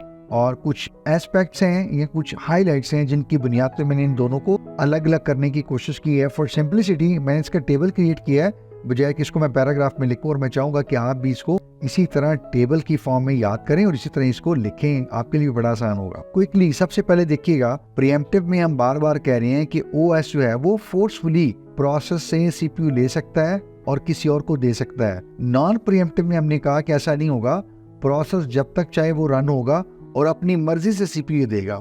तो ये पहला इंटरप्शन जो है या इंटरवीन OS प्रीएम्प्टिव में कर सकता है, नॉन प्रीएम्प्टिव में OS इंटरवीन नहीं कर सकता, CPU नहीं लेगा। सेकंड, प्रीएम्प्टिव के केस में हम ये कह रहे हैं कि अगर कोई हाई प्रायोरिटी प्रोसेस सिस्टम में आता है तो हम लो प्रायोरिटी से प्रीएम्प्ट करके जारी बात है उसको दे देंगे, ऐसा हो सकता है। नॉन प्रीएम्प्टिव में केस में हम कह रहे हैं कि ये न्यू प्रोसेस जो आएगा उसको वेट करना पड़ेगा, उसके बाद फिर हम देखेंगे हमने क्या करना है। तो ये एक दूसरा फर्क हो गया। तीसरा, प्रीएम्प्टिव के केस में हम ये कह रहे हैं कि हम CPU को ज्यादा अच्छा यूज कर रहे हैं, ज्यादा बेहतर यूज कर रहे हैं, क्योंकि हमारी रिस्पॉन्सिवनेस अच्छी है। हम एक प्रोसेस को CPU देते हैं, उसके बाद चाहे प्रायोरिटी, चाहे टाइम स्लाइस, चाहे कोई और फैक्टर, हम थोड़ी देर बाद किसी और क्राइटेरिया की बेस के ऊपर CPU ले लेते हैं, किसी और को दे देते हैं, फिर ले लेते हैं, फिर किसी और को दे देते हैं। नॉन प्रीएम्प्टिव में हम कह रहे हैं कि नहीं, एक जो पहले आ गया उसने ले लिया और जब तक वो नहीं छोड़ेगा तो नहीं छोड़ेगा। तो इसका मतलब क्या है कि कदरे यहाँ पे क्या प्रॉब्लम है, इनएफिशिएंसी है, लॉन्गर वेट टाइम है, प्रोसेस को ज्यादा वेट करना पड़ता है। हमने बात की अभी कॉनवॉय इफेक्ट की मिसाल ले लीजिए, हमने स्टारवेशन की मिसाल ली। तो ये 2 ऐसी चीजें आप देख रहे हैं। इसके अलावा और भी मिसालें हो सकती हैं कि नॉन प्रीएम्प्टिव के केस में जो लो प्रायोरिटी प्रोसेसेस हैं उनको बहुत वेट करना पड़ रहा है, इनडेफिनिट वेट में चले जाते हैं। तो यहाँ ये प्रॉब्लम है, इनएफिशिएंसी है, लॉन्गर वेट है। जबकि प्रीएम्प्टिव के केस में क्या है, वेट टाइम बहुत कम है, रिस्पॉन्सिवनेस बहुत अच्छी है, CPU की यूटिलाइजेशन बहुत अच्छी है। तो ये 3 चीजें हैं, एटलीस्ट इनकी बेस के ऊपर आप इनको डिफरेंशिएट कर सकते हैं। आप चौथी लाइन भी ऐड कर सकते हैं कि प्रीएम्प्टिव की एक एग्जांपल दे दीजिएगा और नॉन प्रीएम्प्टिव की दे दीजिएगा। तो यूं ये तकरीबन 4 काफी एस्पेक्ट्स हो जाएंगे आपके इन दोनों को डिफरेंशिएट करने के लिए। क्वेश्चन नंबर 20 है, what are the major operating system structures. तो आपने कुछ OS के स्ट्रक्चर्स पढ़े हुए हैं, क्विकली जरा उनको एक दफा दोबारा देख लेते हैं। इनको टेबल में डाल रहे हैं ताकि क्विकली जरा समराइज करते चलें। तो पहला स्ट्रक्चर आपके पास क्या होता है, सिंपल होता है, यानी आप क्या करते हैं, सारी चीजें कंबाइन करते हैं एक लार्ज कोड में, एक लार्ज डब्बे में आप समझ लीजिए डाल देते हैं। तो ये क्या हो जाता है, सिंपल स्ट्रक्चर होता है। फायदा क्या है, इसमें सिंपलिसिटी है, आपकी एग्जीक्यूशन बड़ी अच्छी होती है। लेकिन एक प्रॉब्लम है इसके अंदर, वो प्रॉब्लम ये है कि चूंकि आपने मॉड्यूलरिटी नहीं की, चीजों को इकट्ठा कर दिया, तो इसलिए कल को आपने चेंज करना है ना, कुछ एनहेंसमेंट्स करनी है, ये प्रॉब्लम होगी आपके लिए बहुत सिंपल के केस में। सेकंड क्या होती है, लेयर्ड स्ट्रक्चर होती है। लेयर्ड स्ट्रक्चर में हम क्या करते हैं, नीचे एक बेसिक लेयर होती है, वो सर्विस प्रोवाइड करती है ऊपर की किसी लेयर को, जो सेकंड लेयर है वो बेसिक प्रोवाइड करती है सर्विसेज थर्ड लेयर को। तो यूं each layer provide the service to another layer on the top of it. बिल्कुल ऐसे हम लेयर बाय लेयर चलते जाते हैं। इसका एक एडवांटेज तो ये होता है, जो हमने कहा कि सिंपल में प्रॉब्लम है, वो यहाँ पे हमने हल कर दिया कि मॉड्यूलरिटी हमने कर दी। इसका दूसरा फायदा क्या हुआ कि हमने इनको डीबग करना हो, कोड को मेंटेन करना हो, तो OS के कोड को डीबग अच्छा किया जा सकेगा, मेंटेन अच्छा किया जा सकेगा। एक प्रॉब्लम जो यहाँ पे आती है वो ये है, चूंकि हमने लेयर बाय लेयर जब एब्स्ट्रैक्शन कर दी है ना, तो ये एक ओवरहेड ऐड हो गया। लेयर्ड अप्रोच में लेयर बाय लेयर जब एब्स्ट्रैक्शन करते जा रहे हैं हम, तो यहाँ लेयर बाय लेयर एब्स्ट्रैक्शन का क्या है, ओवरहेड ऐड हो गया लेयर्ड स्ट्रक्चर में या लेयर्ड अप्रोच में। थर्ड हम देखते हैं जी, माइक्रो कर्नल्स होते हैं हमारे पास। तो हम यहाँ पे क्या करते हैं, हम अपने OS को बहुत स्लिम कर देते हैं और हम कहते हैं कि बहुत कोर लेवल की चीजें हम रखेंगे, जो बाकी चीजें हैं नॉन एसेंशियल सर्विसेज, ठीक है, आप मिसाल के लिए एड ऑन कह लीजिए, फीचर्स कह लीजिए, वो हम क्या रखेंगे, यूजर की स्पेस में रखेंगे। कर्नल में हम सिर्फ क्या रखेंगे, कर्नल को बहुत छोटा रखेंगे और कोर OS की चीजें सिर्फ वहां रखेंगे, बाकी सब कुछ वो हम यूजर की स्पेस में चलाएंगे। तो ये क्या हुआ, माइक्रो कर्नल, ठीक है ना, ये कर्नल को माइक्रो आपने कर दिया, इस तरह से देख लीजिए, ठीक है, कि कोर ऑपरेटिंग सिस्टम को आपने स्लिम कर दिया, वहां सिर्फ कर्नल स्पेस में सिर्फ आपकी कोर OS की चीजें चलेंगी, बाकी सारे फीचर सारी सर्विसेज यूजर की स्पेस में जाके एग्जीक्यूट होंगी। इसका फायदा क्या हुआ, आपने मॉड्यूलरिटी एक बना दी, इसमें सिस्टम सिक्योरिटी हो गई, क्योंकि आपने कहा कि सारी प्रिविलेज्ड इंस्ट्रक्शंस वो कहाँ चलेंगी, कर्नल के अंदर, और सारी यूजर इंस्ट्रक्शंस या बाकी फीचर यूजर की स्पेस के अंदर। तो मॉड्यूलरिटी भी नजर आ रही है, सिक्योरिटी भी नजर आ रही है। लेकिन यहाँ प्रॉब्लम क्या हो रही है, यूजर स्पेस की और कर्नल की कम्युनिकेशन का ओवरहेड बन गया। अब बहुत सारी चीजें चूंकि अपने यूजर की स्पेस में चलानी है, तो उन्होंने बार बार कर्नल से कम्युनिकेट करना है, तो यहाँ ओवरहेड बन गया additional to and fro communication का। तो ये एक प्रॉब्लम हो सकती है कर्नल अप्रोच के अंदर। चौथा जो हमारे पास स्ट्रक्चर होता है उसको हम VMs यानी वर्चुअल मशीन्स कह लेते हैं। इसमें हम क्या करते हैं, हमारे पास एक हार्डवेयर होता है और उस हार्डवेयर के ऊपर हम एक ही वक्त में मल्टीपल ऑपरेटिंग सिस्टम इंस्टॉल कर लेते हैं, जो कि एक दूसरे के साथ बिल्कुल आइसोलेशन में चल सकते हैं। यदि एक हार्डवेयर है, उसके ऊपर एक VM इंस्टॉल है विंडोज की, एक VM इंस्टॉल है लाइनक्स की, एक ही VM इंस्टॉल थर्ड सोलारिस की हो सकती है, ठीक है, OS2 की हो सकती है, किसी और OS की हो सकती है, मैक की हो सकती है। तो यूं हम आइसोलेट कर रहे हैं अलग अलग, एक ही हार्डवेयर के ऊपर मल्टीपल OS चल रहे हैं। इसमें हमारे पास दो चीजें जो है ना वो हमें मिल रही हैं, एक कि हम एक ही हार्डवेयर के ऊपर मल्टीपल OS चला रहे हैं, तो that's a very very flexible approach. और दूसरा, एक हार्डवेयर के ऊपर जो मल्टीपल OS चल रहे हैं वो आपस में एक दूसरे के साथ बिल्कुल क्या है, आइसोलेटेड है, उनको कोई मसला नहीं है। तो चीजें यहाँ पे सिक्योर भी हैं, एक OS दूसरे से सिक्योर भी है। प्रॉब्लम सिर्फ ये होती है क्योंकि वो एक ही हार्डवेयर है, वो सारे के सारे रिसोर्सेज उसके क्या हो रहे हैं, 4 OS में शेयर हो रहे हैं, तो यहाँ परफॉर्मेंस का प्रॉब्लम आ जाता है। आप समझ सकते हैं ना कि एक ही हार्डवेयर 4 OS यूज कर रहे हैं, आपकी एक ही रैम चाहे वो 100 GB है, लेकिन वो चारों ने यूज करनी है अलग अलग। एक सर्वर की जितनी भी रैम इंस्टॉल है फिजिकली, वो 4 OS अलग अलग, जो आपने ये 4 वर्चुअल मशीन्स अलग अलग बनाई हैं, अब आप उनको अलग अलग एलोकेट कर रहे हैं। कि भी आपने अपने कंप्यूटर के ऊपर अगर वर्चुअल बॉक्स या VMware इंस्टॉल किया हो, तो वो पूछता है कि आपके पास इतनी रैम अवेलेबल है, इतनी आप मैक्सिमम एलोकेट करवा सकते हैं अपनी VM मशीन को जो आप बना रहे हैं। क्योंकि विंडोज आपने चलानी है, उसके ऊपर वीएम चलना है, तो विंडोज को खुद पहले कुछ रैम चाहिए, उसके बाद कुछ आप उसमें से एलोकेट करवाएंगे, किसको, अपनी वीएम को। यूँ आपकी विंडो पहले अगर 20 GB यूज कर रही थी, अब आप 10 करवा रहे हैं या 12 करवा रहे हैं, 8 GB अपनी वीएम को दे रहे हैं, तो फिजिकल एक ही रैम है जो आप आधी इधर यूज कर रहे हैं शेयर करके, आधी उधर। अब क्या होगा, अब जारी बात है आपकी विंडो पहले से क्या होगी, थोड़ी सी स्लो चलेगी। क्यों, अब आपने रैम शेयर कर ली है। ये प्रॉब्लम होता है वर्चुअल मशीन का या इस स्ट्रक्चर का, परफॉर्मेंस डिग्रेड हो जाती है रिसोर्स शेयर की वजह से। 21 है, हमें कहा गया है कि लॉन्ग टर्म, मीडियम टर्म और शॉर्ट टर्म स्केड्यूलर जो है, इनमें आपने फर्क बताना है। तो ये भी हमने एमसीक्यूज में काफी डिटेल से बात की है, तो वहां से आप कंटेंट ले लीजिएगा। मैं क्विकली कोशिश करता हूँ एक डायग्राम से आपको इसको रिफ्रेश कर सकूं या आपकी मेमोरी थोड़ी सी रिफ्रेश कर सकूं।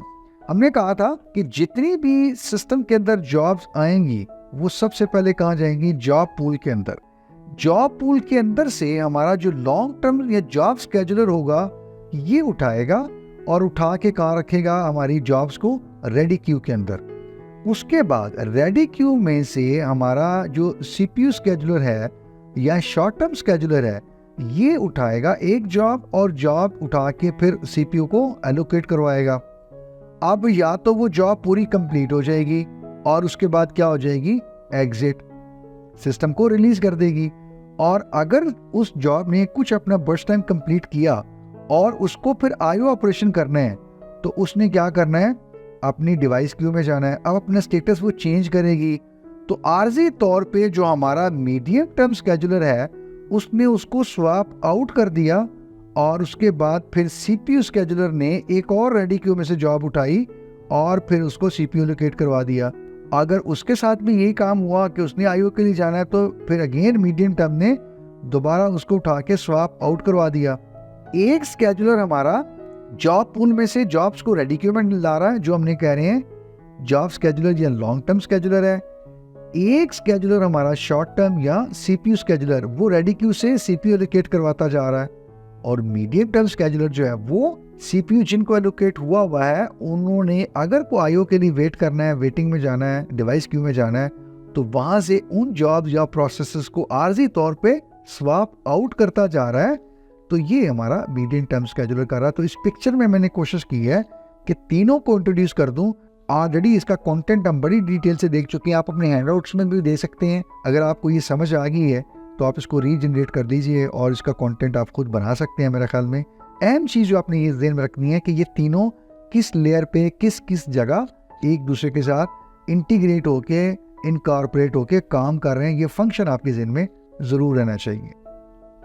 क्वेश्चन नंबर 22 है, what are the multi thread mapping models available in Unix Linux. तो हमने कुछ मॉडल्स पढ़े हैं कि यूजर टू कर्नल लेवल जो थ्रेड्स की मैपिंग होती है उसके लिए 3 मॉडल्स होते हैं हमारे पास। क्विकली, सबसे पहला मॉडल होता है हमारे पास मैनी टू वन, यानी इसमें हम क्या करते हैं, यूजर लेवल के कुछ 3, 4, 5 थ्रेड हो सकते हैं, यानी यूजर के मैनी और कर्नल का 1। तो ये देखिए, यूजर के मैनी थ्रेड्स हमने कर्नल का एक थ्रेड उसमें मैप कर दिया है। तो ये हमारा पहला मॉडल होता है, यानी यूजर के ज्यादा थ्रेड्स होते हैं, 2, 3, 4, कर्नल का हम एक लेते हैं और उसमें मैप कर लेते हैं, इसीलिए हम कह रहे हैं मैनी टू वन।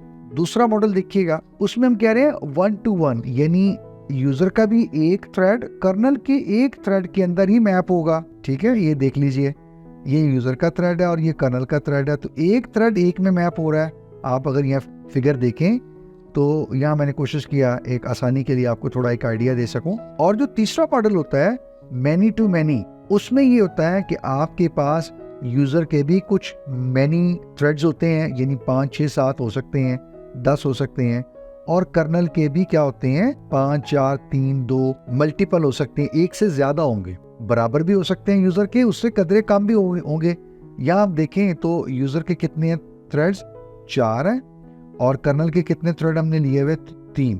तो 4 यूजर के थ्रेड को हमने 3 कर्नल के थ्रेड में मैप किया हुआ है।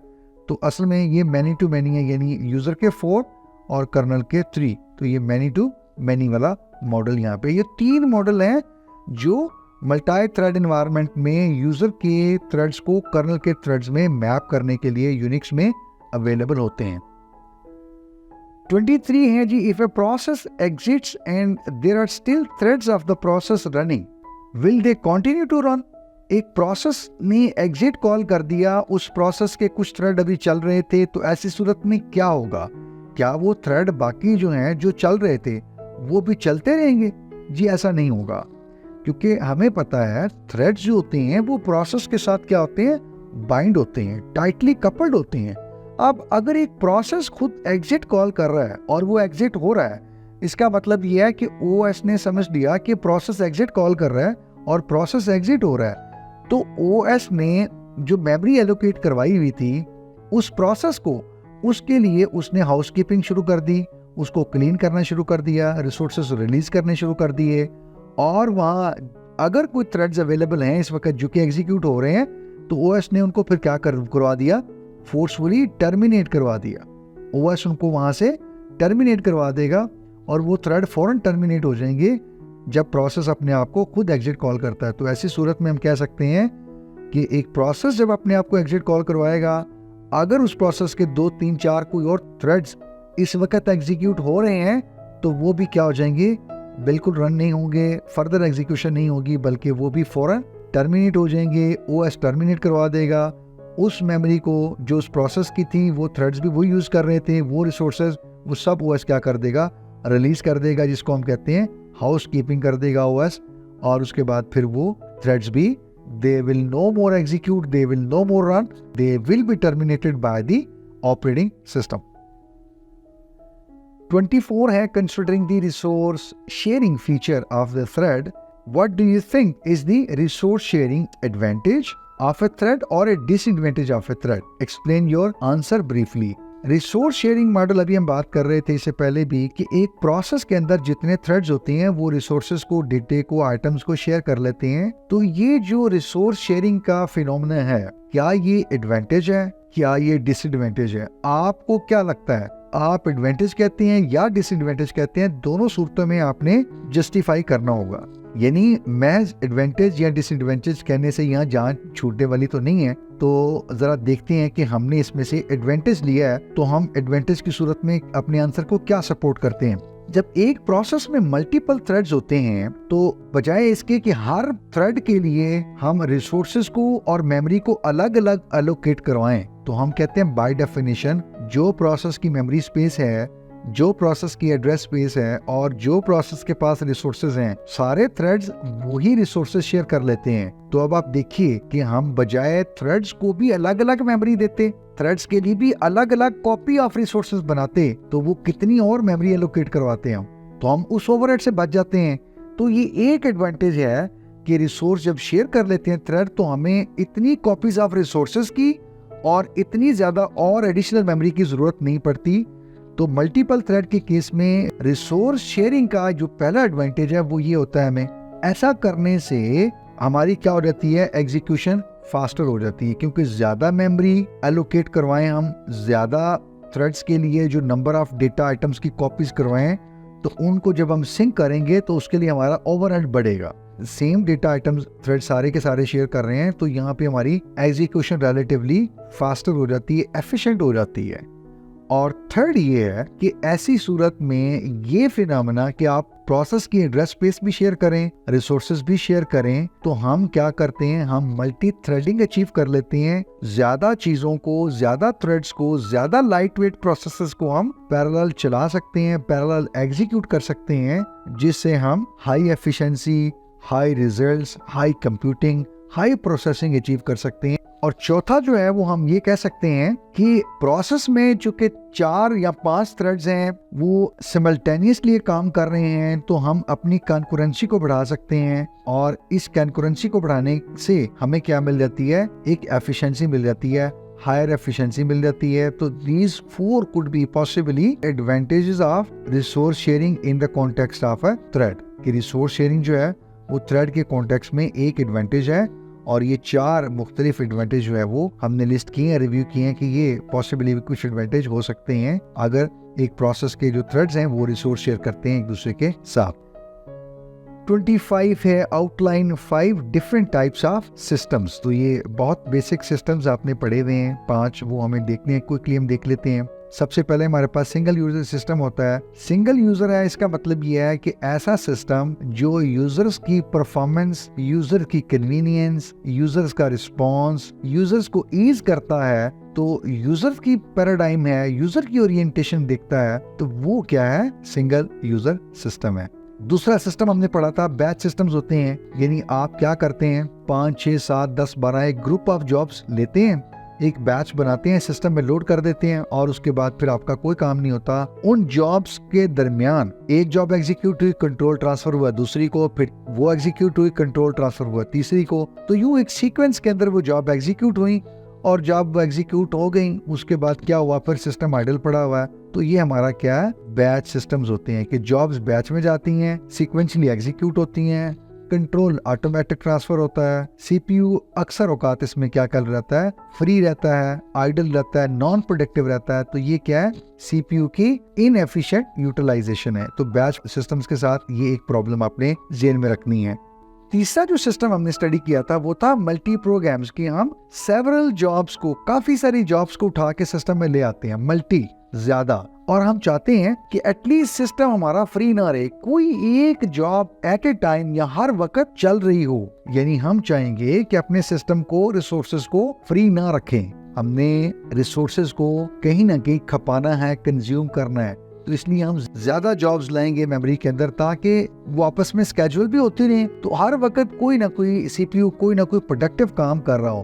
तो यहाँ पे दो चीजें हैं, एक तो स्केड्यूलिंग हो रही होगी, एक आपकी मेमोरी में एट ए टाइम एक से ज्यादा जॉब्स होगी और आपका सीपीयू हर वक्त एक जॉब जरूर एग्जीक्यूट कर रहा होगा। तो यहाँ पे क्या है, सिस्टम की यूटिलाइजेशन अच्छी हो रही है, लेकिन यहाँ पे एक जो ओवरहेड है वो ये है कि कॉन्टेक्स्ट स्विचिंग होगी, आपके पास जॉब्स की स्केड्यूलिंग होगी। तो ये दो चीजें यहाँ पे साथ इन पैरेलल हो रही होंगी मल्टी प्रोग्राम सिस्टम में। उसके बाद जो सिस्टम हमने डिस्कस किया था, ये रिव्यू किया था, वो था टाइम शेयरिंग। कि हमने कहा था कि टाइम शेयरिंग जो है वो ऐसा सिस्टम है जो मल्टी यूजर होता है, जिसको एक से ज्यादा यूजर एक्सेस कर सकते हैं एक वक्त में, मल्टी प्रोसेस हो सकता है, एक से ज्यादा प्रोसेस सिस्टम एग्जीक्यूट कर सकता है एट ए टाइम, और इंटरएक्टिव सिस्टम है, यानी बैच की तरह नहीं है कि आपने लोड कर दी जॉब और आप चले गए, नहीं, ये इंटरएक्टिव सिस्टम है। यहाँ क्या होता है, सीपीयू स्केड्यूलिंग होती है, यानी एक खास वक्त तक एक प्रोसेस को रिसोर्सेज दिए जाते हैं, फिर उससे लेके दूसरे प्रोसेस को दिए जा सकते हैं, फिर तीसरे को दिए जा सकते हैं। ठीक है, ये सबसे ज़्यादा मिसाल आपने डिस्कस की है, राउंड रॉबिन है, वो टाइम शेयरिंग सिस्टम है हमारे पास। यहाँ पे भी चूंकि मल्टी प्रोसेस है, इसलिए इस सिस्टम में भी स्केड्यूलिंग होती है और यहाँ पे स्वैप इन और स्वैप आउट की भी ज़रूरत पड़ती है। तो ये कुछ बेसिक्स, चंद करैक्टरिस्टिक्स हैं किस हमारे टाइम शेयरिंग सिस्टम की। लास्ट हमने डिस्कस किया था कि हमारे पास रियल टाइम सिस्टम होता है। ये कुछ खास तरह के सिस्टम होते हैं जिनके अंदर कुछ स्ट्रिक्ट टाइम रिक्वायरमेंट्स होती हैं, इनकी रिजिड टाइम रिक्वायरमेंट्स हैं, रिजिड टाइम कंस्ट्रेंट्स हैं। नंबर 2, इन सिस्टम्स को हर सूरत इतने टाइम में रिस्पॉन्ड करना होता है। नंबर 3, इन सिस्टम्स को प्रेडिक्टेबल रिजल्ट्स देने होते हैं, यानी ऐसा नहीं होता कि शायद ये करें शायद ना करें, नहीं, रियल टाइम सिस्टम्स को पहले ही पता होता है कि ये इतने टाइम में रिस्पॉन्ड करेंगे, नंबर 1, और ये हमेशा 1 मिलियन टाइम भी एग्जीक्यूट करेंगे तो यही रिस्पॉन्ड करेंगे, यही रिजल्ट निकालेंगे, यही प्रोड्यूस करेंगे, यही आउटपुट आएगी। आउटपुट भी क्या होती है, हमेशा प्रेडिक्टेबल होती है। अगर ये दोनों काम ना हो तो ये फिर रियल टाइम सिस्टम नहीं है, ये फिर कोई और सिस्टम है, या दूसरे लफ्जों में ये रियल टाइम सिस्टम जो है वो फेल हो जाता है। आपने देखा होगा कि बहुत सारी क्रिटिकल एप्लीकेशंस हैं जिसमें मेडिकल के डिवाइसेस हैं और इस तरह की कुछ कंट्रोल सिस्टम्स हैं, डिवाइस कंट्रोल सिस्टम्स हैं और क्रिटिकल एप्लीकेशंस हैं, उनके साथ काम करते हैं। तो ये हमारे कुछ बुनियादी सिस्टम्स थे। क्वेश्चन नंबर 26 है, differentiate between independent processes and cooperative processes. तो लफ्ज़ से ही समझ आ रही है हमें कि जो इंडिपेंडेंट प्रोसेसेस हैं, इसका मतलब यह है कि ये असल में एक दूसरे के ऊपर ना तो इन्हिसार करते हैं, ना डिपेंड करते हैं, और ना ही एक दूसरे के ऊपर कोई इफेक्ट डालते हैं। यानी एक प्रोसेस P1 चल रहा है, P2 चल रहा है, तो वो उसके ऊपर कोई असर नहीं डाल रहा, और P2 जो है वो P1 के ऊपर कोई इफेक्ट नहीं डाल रहा। दोनों एक दूसरे से ना तो इफेक्ट हो रहे हैं, ना एक दूसरे को इफेक्ट कर रहे हैं। हाँ, चाहे तो ये एक दूसरे के साथ कम्युनिकेट कर सकते हैं, लेकिन एक दूसरे पे इफेक्ट नहीं हो रहे, ना इफेक्ट डाल रहे हैं। ऐसे प्रोसेसेस आप समझ लीजिए अलग अलग रन होते हैं, डिफरेंट उनकी एग्जीक्यूशंस होती हैं। आप आसानी के लिए कह सकते हैं कि आइसोलेशन में चलते हैं, बट इन द सेंस कि वो आपस में कम्युनिकेट कर सकते हैं कोई भी जो आईपीसी का टूल है यूज करते हुए। ऑन द अदर हैंड जो कोऑपरेटिंग प्रोसेसेस होते हैं, दो उनके साथ चीजें एसोसिएटेड है। एक, वो आपस में रिसोर्सेज को, डेटे को शेयर करते हैं। इसी वजह से हमने कहा था कि जो कोऑपरेटिव प्रोसेसेस हैं उनके साथ एक मसला आता है जिसको हम कहते हैं क्रिटिकल सेक्शन प्रॉब्लम, क्योंकि वो डेटा और वो रिसोर्सेज जब शेयर करके यूज करते हैं तो फिर प्रॉब्लम्स आती हैं। तो कोऑपरेटिव प्रोसेसेस क्या करते हैं, आपस में डेटा रिसोर्सेज शेयर करेंगे, नंबर 1। नंबर 2, इनकी एग्जीक्यूशन एक दूसरे के ऊपर क्या होती है, असरअंदाज होती है। Each cooperative process affect on the other cooperative process, और ये भी आपस में चाहे तो किसी भी आईपीसी के टूल को यूज करते हुए कम्युनिकेट कर सकते हैं। आसानी के लिए हम समराइज ये कर सकते हैं कि इंडिपेंडेंट और कोऑपरेटिव प्रोसेसेस, इसमें जो फर्क करने वाली वो चीज ये है, इंडिपेंडेंट प्रोसेसेस जो हैं वो कोई रिसोर्स शेयर नहीं करते, जबकि कोऑपरेटिव प्रोसेसेस जो हैं ये आपस में डेटा रिसोर्सेज शेयर करते हैं। इसीलिए इनको कहते हैं cooperative processes. They share data with each other, they effect the execution of each other. तो ये दोनों आपस में क्या है, अगर दो कोऑपरेटिव प्रोसेसेस हैं तो they are both key stakeholders with respect to each other. 27 है differentiate between pipe and FIFO। तो ये हमने एमसीक्यूज वाले सेक्शन में भी डिटेल से देखा था।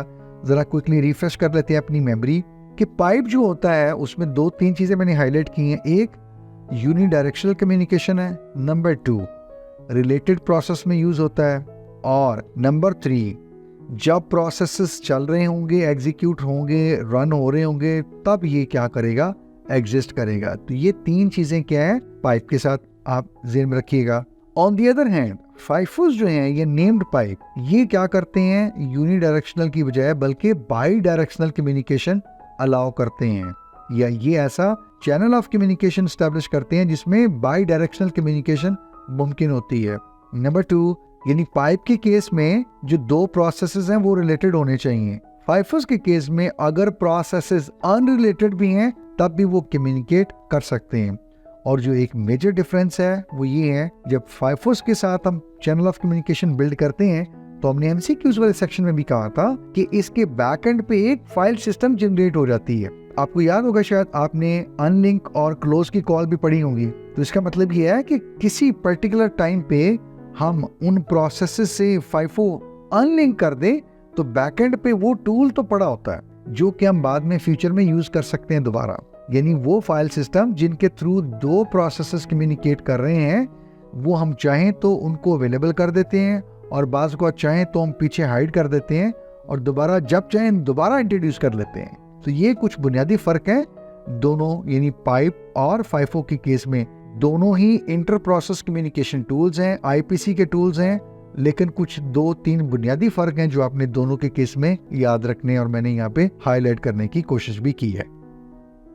Question number 28, how can you differentiate between a library call and A system call. हमने बात की पीछे MK-FIFO और MK-NOT वगैरह के क्वेश्चन में भी, इससे पहले एमसीक्यूज में भी, कि हमारे पास एक स्टैंडर्ड लाइब्रेरी कॉल हो सकती है, एक सिस्टम कॉल हो सकती है। तो इन दोनों में बुनियादी फर्क क्या होता है। देखें, एक जो लाइब्रेरी कॉल होती है ना, ये एक फंक्शन की तरह ही होती है। आप लोगों ने अगर ऑब्जेक्ट ओरिएंटेड प्रोग्रामिंग पढ़ी हो, इंट्रोडक्शन टू प्रोग्रामिंग C++ पढ़ी हो, तो आप एक क्या करते हैं, यूजर डिफाइंड फंक्शन बना लेते हैं। स्टैंडर्ड फंक्शन भी अवेलेबल है सिस्टम में। तो आप ये समझ लीजिए कि आपने एक फंक्शन क्रिएट किया, आप उसको कॉल कर रहे हैं, तो एक तरह की, it's not exactly the same but it may looks like the same. आप एक तरह से कह सकते हैं कि ये भी एक फंक्शन जो आपने बनाया उसको जब आप कॉल कर रहे हैं तो एक तरह की क्या ये लाइब्रेरी कॉल है।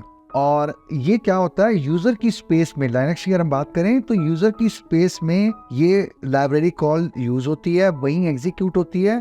कर्नल कोई इसमें पार्टिसिपेट नहीं करता या कर्नल की कोई इंटरवेंशन नहीं होती। लाइब्रेरी कॉल की बात कर रहा हूं मैं।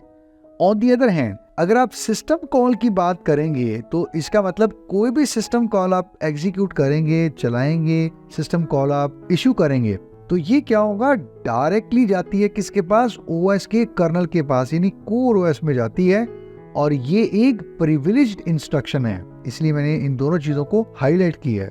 कि सिस्टम कॉल क्या होगा, कर्नल का पार्ट है, ओएस का पार्ट है, कोर पार्ट है, डायरेक्टली ओएस में इन्वॉल्व होगा। दूसरी ये एक क्या है, प्रिविलेज्ड इंस्ट्रक्शन है, एक प्रिविलेज्ड ऑपरेशन है।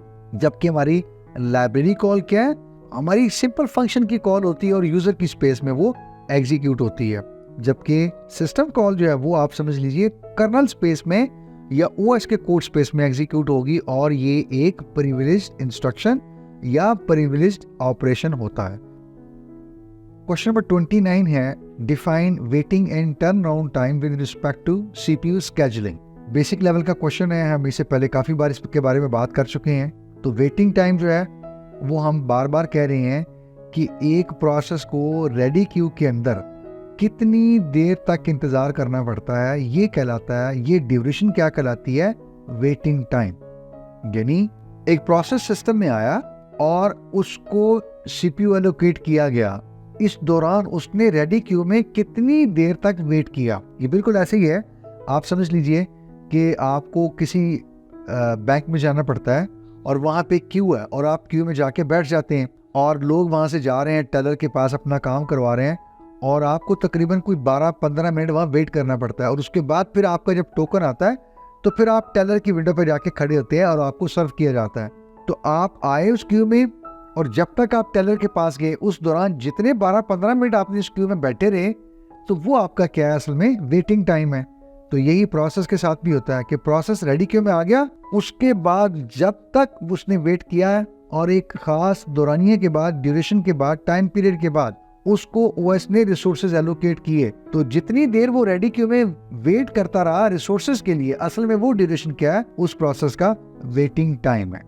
On the other hand turn around time क्या होगा, वो ड्यूरेशन कि जब प्रोसेस को सिस्टम में सबमिट किया गया और जब प्रोसेस ने अपनी एग्जीक्यूशन को कंप्लीट किया, तो ये टाइम क्या कहलाता है, प्रोसेस का टर्न अराउंड टाइम। इसमें प्रोसेस ने कितना वेट किया रेडी क्यू के अंदर, वो टाइम भी शामिल होगा। प्रोसेस ने कितनी सीपीयू बर्स्ट अपनी एग्जीक्यूट की, वो टाइम भी शामिल होगा। प्रोसेस ने इनपुट आउटपुट ऑपरेशंस किए, डिवाइस क्यू में प्रोसेस किया, वो वाला टाइम भी शामिल होगा। तो ये सारा टाइम प्रोसेस का शामिल होगा टर्न अराउंड टाइम के अंदर। क्वेश्चन नंबर 30 है, what does the term input redirection mean, write down it's basic syntax. Redirection जो है वो बेसिकली ये होती है कि आपने इनपुट करना होता है कीबोर्ड से और आउटपुट करना होता है डिस्प्ले के ऊपर, स्क्रीन के ऊपर। तो यूनिक्स या लाइनक्स में आप क्या करते हैं, आप स्टैंडर्ड इनपुट कीबोर्ड से रीड करने की बजाय आप अपनी इनपुट को किसी और चीज के साथ अटैच कर देते हैं। इसी तरह आपने आउटपुट करना है स्क्रीन के ऊपर, तो आप आउटपुट को किसी स्क्रीन से हटा के किसी फाइल के साथ अटैच कर देते हैं। तो इनपुट अपनी कीबोर्ड से हटा के किसी फाइल के साथ अटैच करना, आउटपुट को स्क्रीन से हटा के किसी और फाइल के साथ अटैच करना, इस चीज को हम कहते हैं लाइनक्स यूनिक्स में कि ये क्या है, रीडायरेक्शन है। अगर ये रीडायरेक्शन हम कीबोर्ड से हटा के किसी फाइल से कर रहे हैं तो इसको हम कहेंगे हम इनपुट रीडायरेक्ट कर रहे हैं। और अगर ऐसी रीडायरेक्शन जिसमें हम कोई आउटपुट पर डिस्प्ले करने की बजाय किसी फाइल में लिख रहे हैं, तो ये हम क्या कहलाएंगे, हमारी आउटपुट रीडायरेक्शन होगी। तो यूनिक्स के केस में ये रीडायरेक्शन का ये मतलब होता है। अब यहाँ तो पूछा गया कि इनपुट रीडायरेक्शन, इसका मतलब ये है कि हम असल में क्या कर रहे होंगे, कीबोर्ड से रीड करने की बजाय, कीबोर्ड से इनपुट लेने की बजाय किसी और फाइल से इनपुट लेना शुरू कर देंगे, क्योंकि हमने अपनी इनपुट को कीबोर्ड से रीडायरेक्ट करके किसी और सोर्स के साथ लगा दिया है।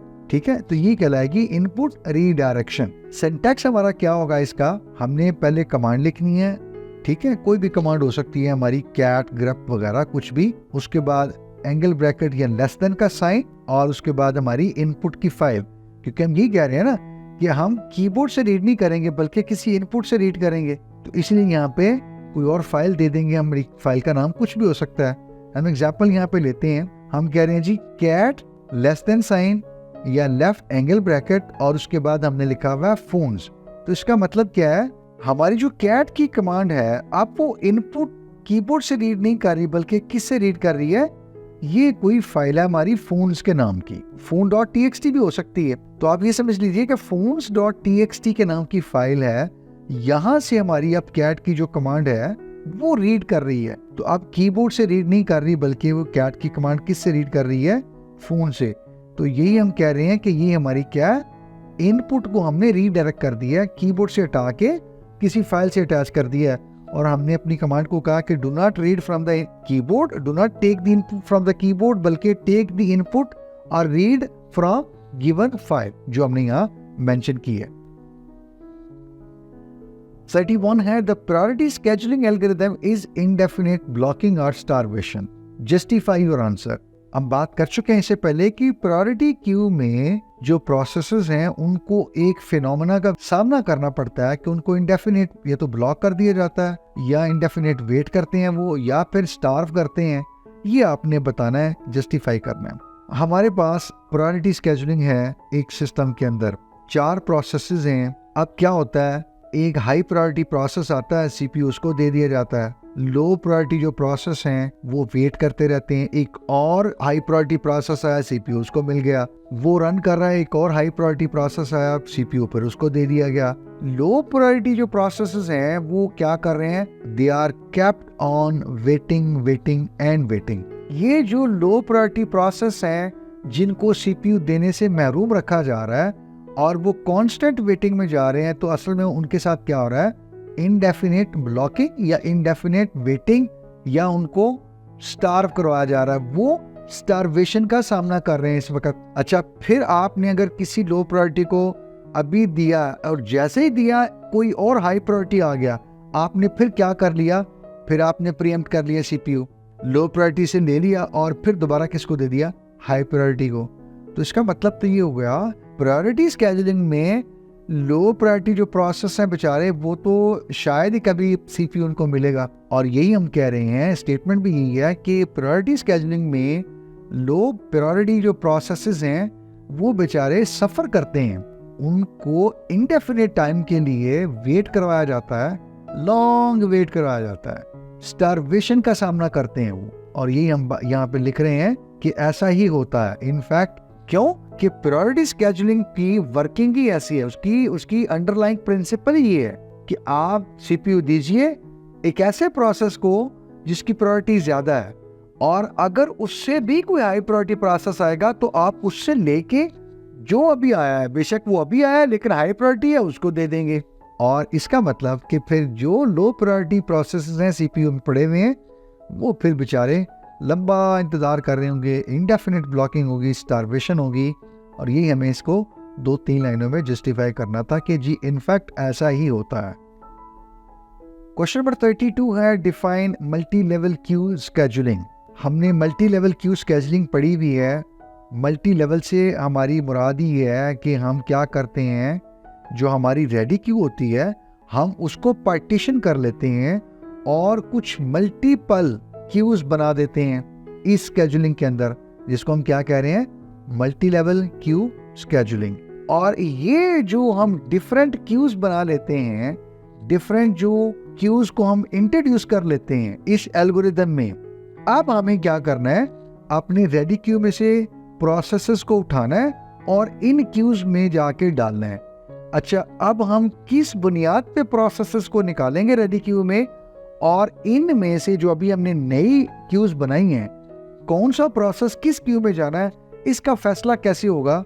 यहाँ मैंने कुछ फैक्टर हाईलाइट किए हैं, जैसे साइज, प्रोसेस की प्रायोरिटी, प्रोसेस की टाइप क्या हो सकती है। ये फैसला कौन चीजें हैं जिनकी बुनियाद पे ओएस ने ये डिसाइड करना है कि इन में से कौन कौन सा प्रोसेस जो रेडी क्यू में पड़े हुए हैं निकाल के इस मल्टी लेवल क्यू में रिस्पेक्टिव क्यू के अंदर जाना चाहिए। मिसाल के तौर पे रेडी क्यू के अंदर एक हमारा बैच टाइप का प्रोसेस पड़ा हुआ है, तो आप समझ गए होंगे उसको फिर कहाँ रखा जाएगा, यहाँ पर रखा जाएगा। इसी तरह बाकी वो देखता है कि कौन कौन से प्रोसेसेस हैं और उनको किस किस क्यू में डालना होगा।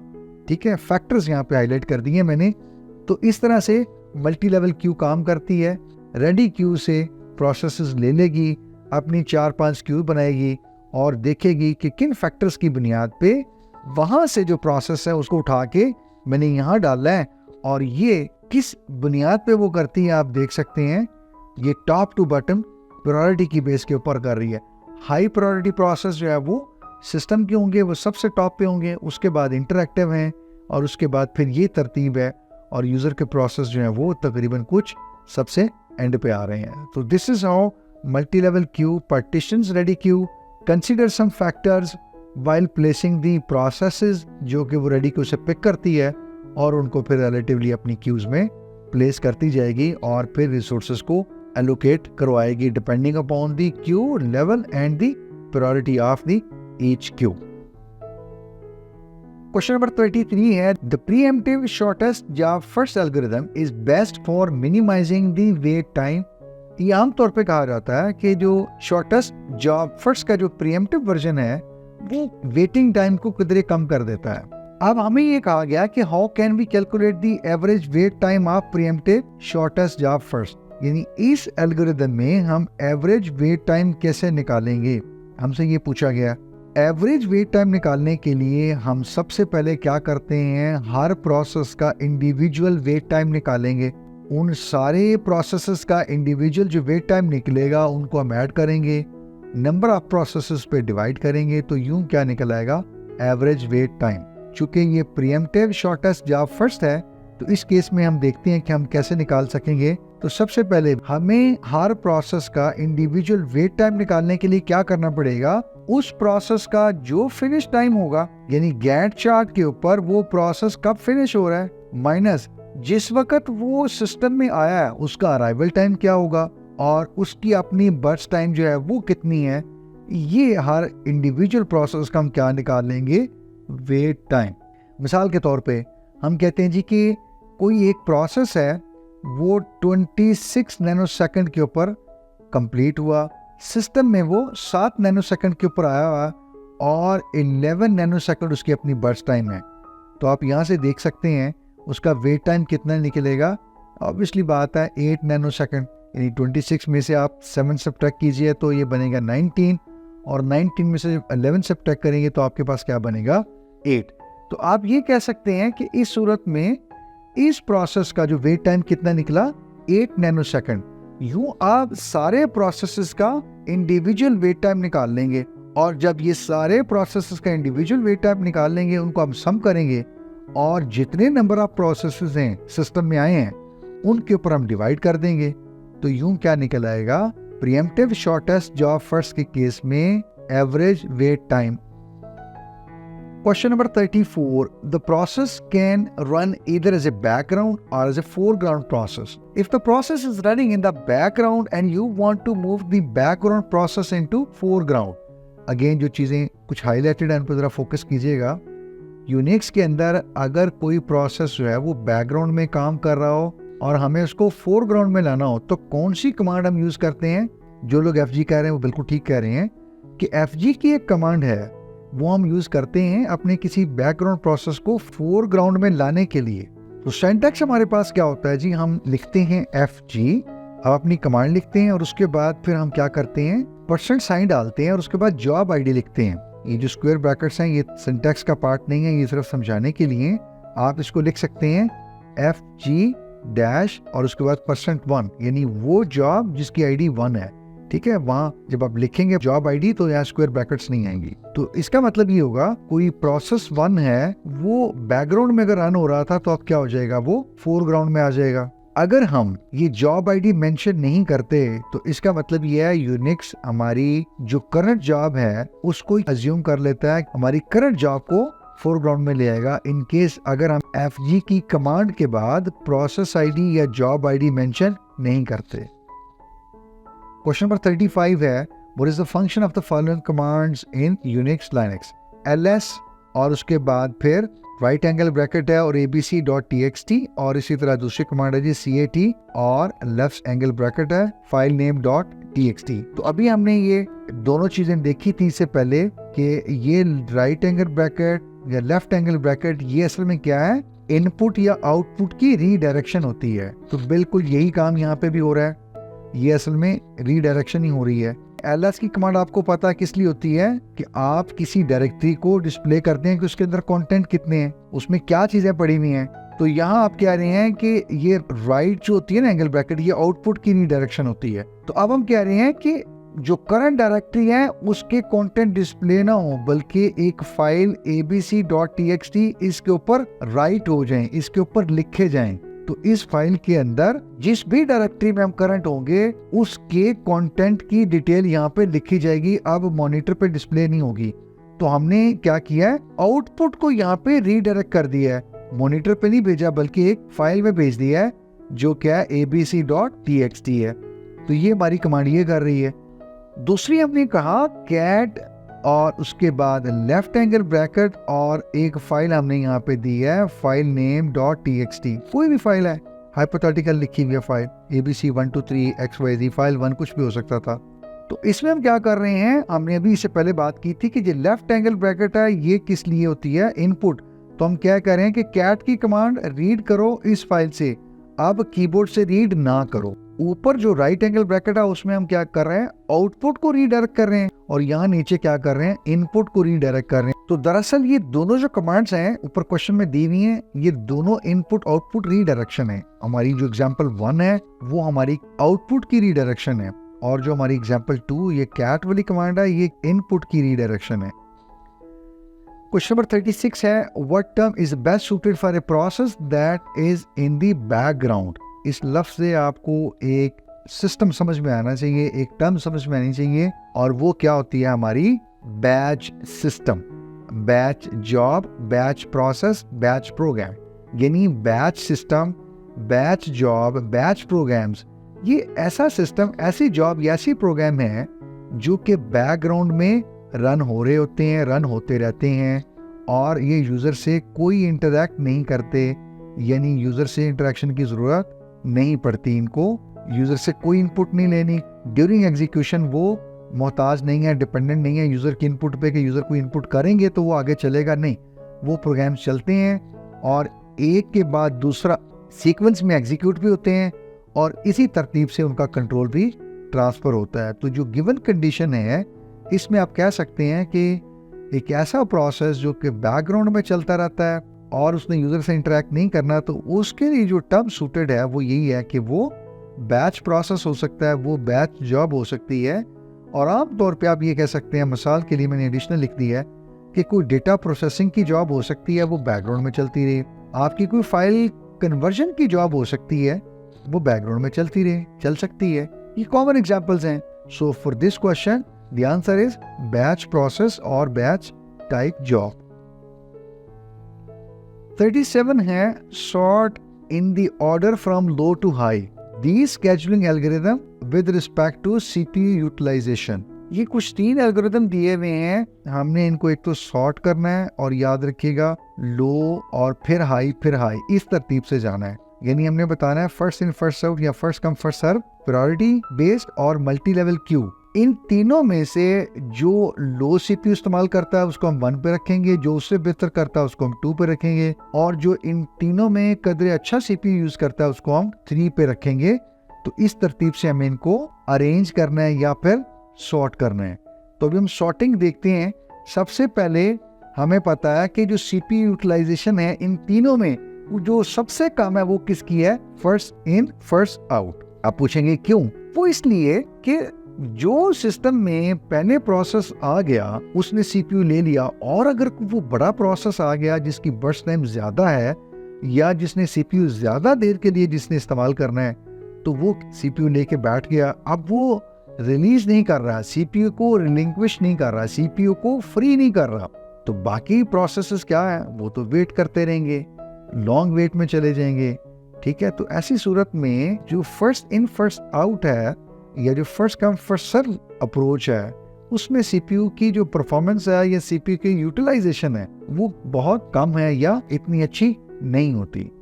सेकंड जो है वो आप कह सकते हैं कि प्रायोरिटी बेस्ड शेड्यूलिंग जो है ये कदरे उससे बेहतर है, यानी इसमें सीपीयू यूटिलाइजेशन कदरे बेहतर है हमारे पहले एल्गोरिथम जो हमने अभी जिसकी बात की।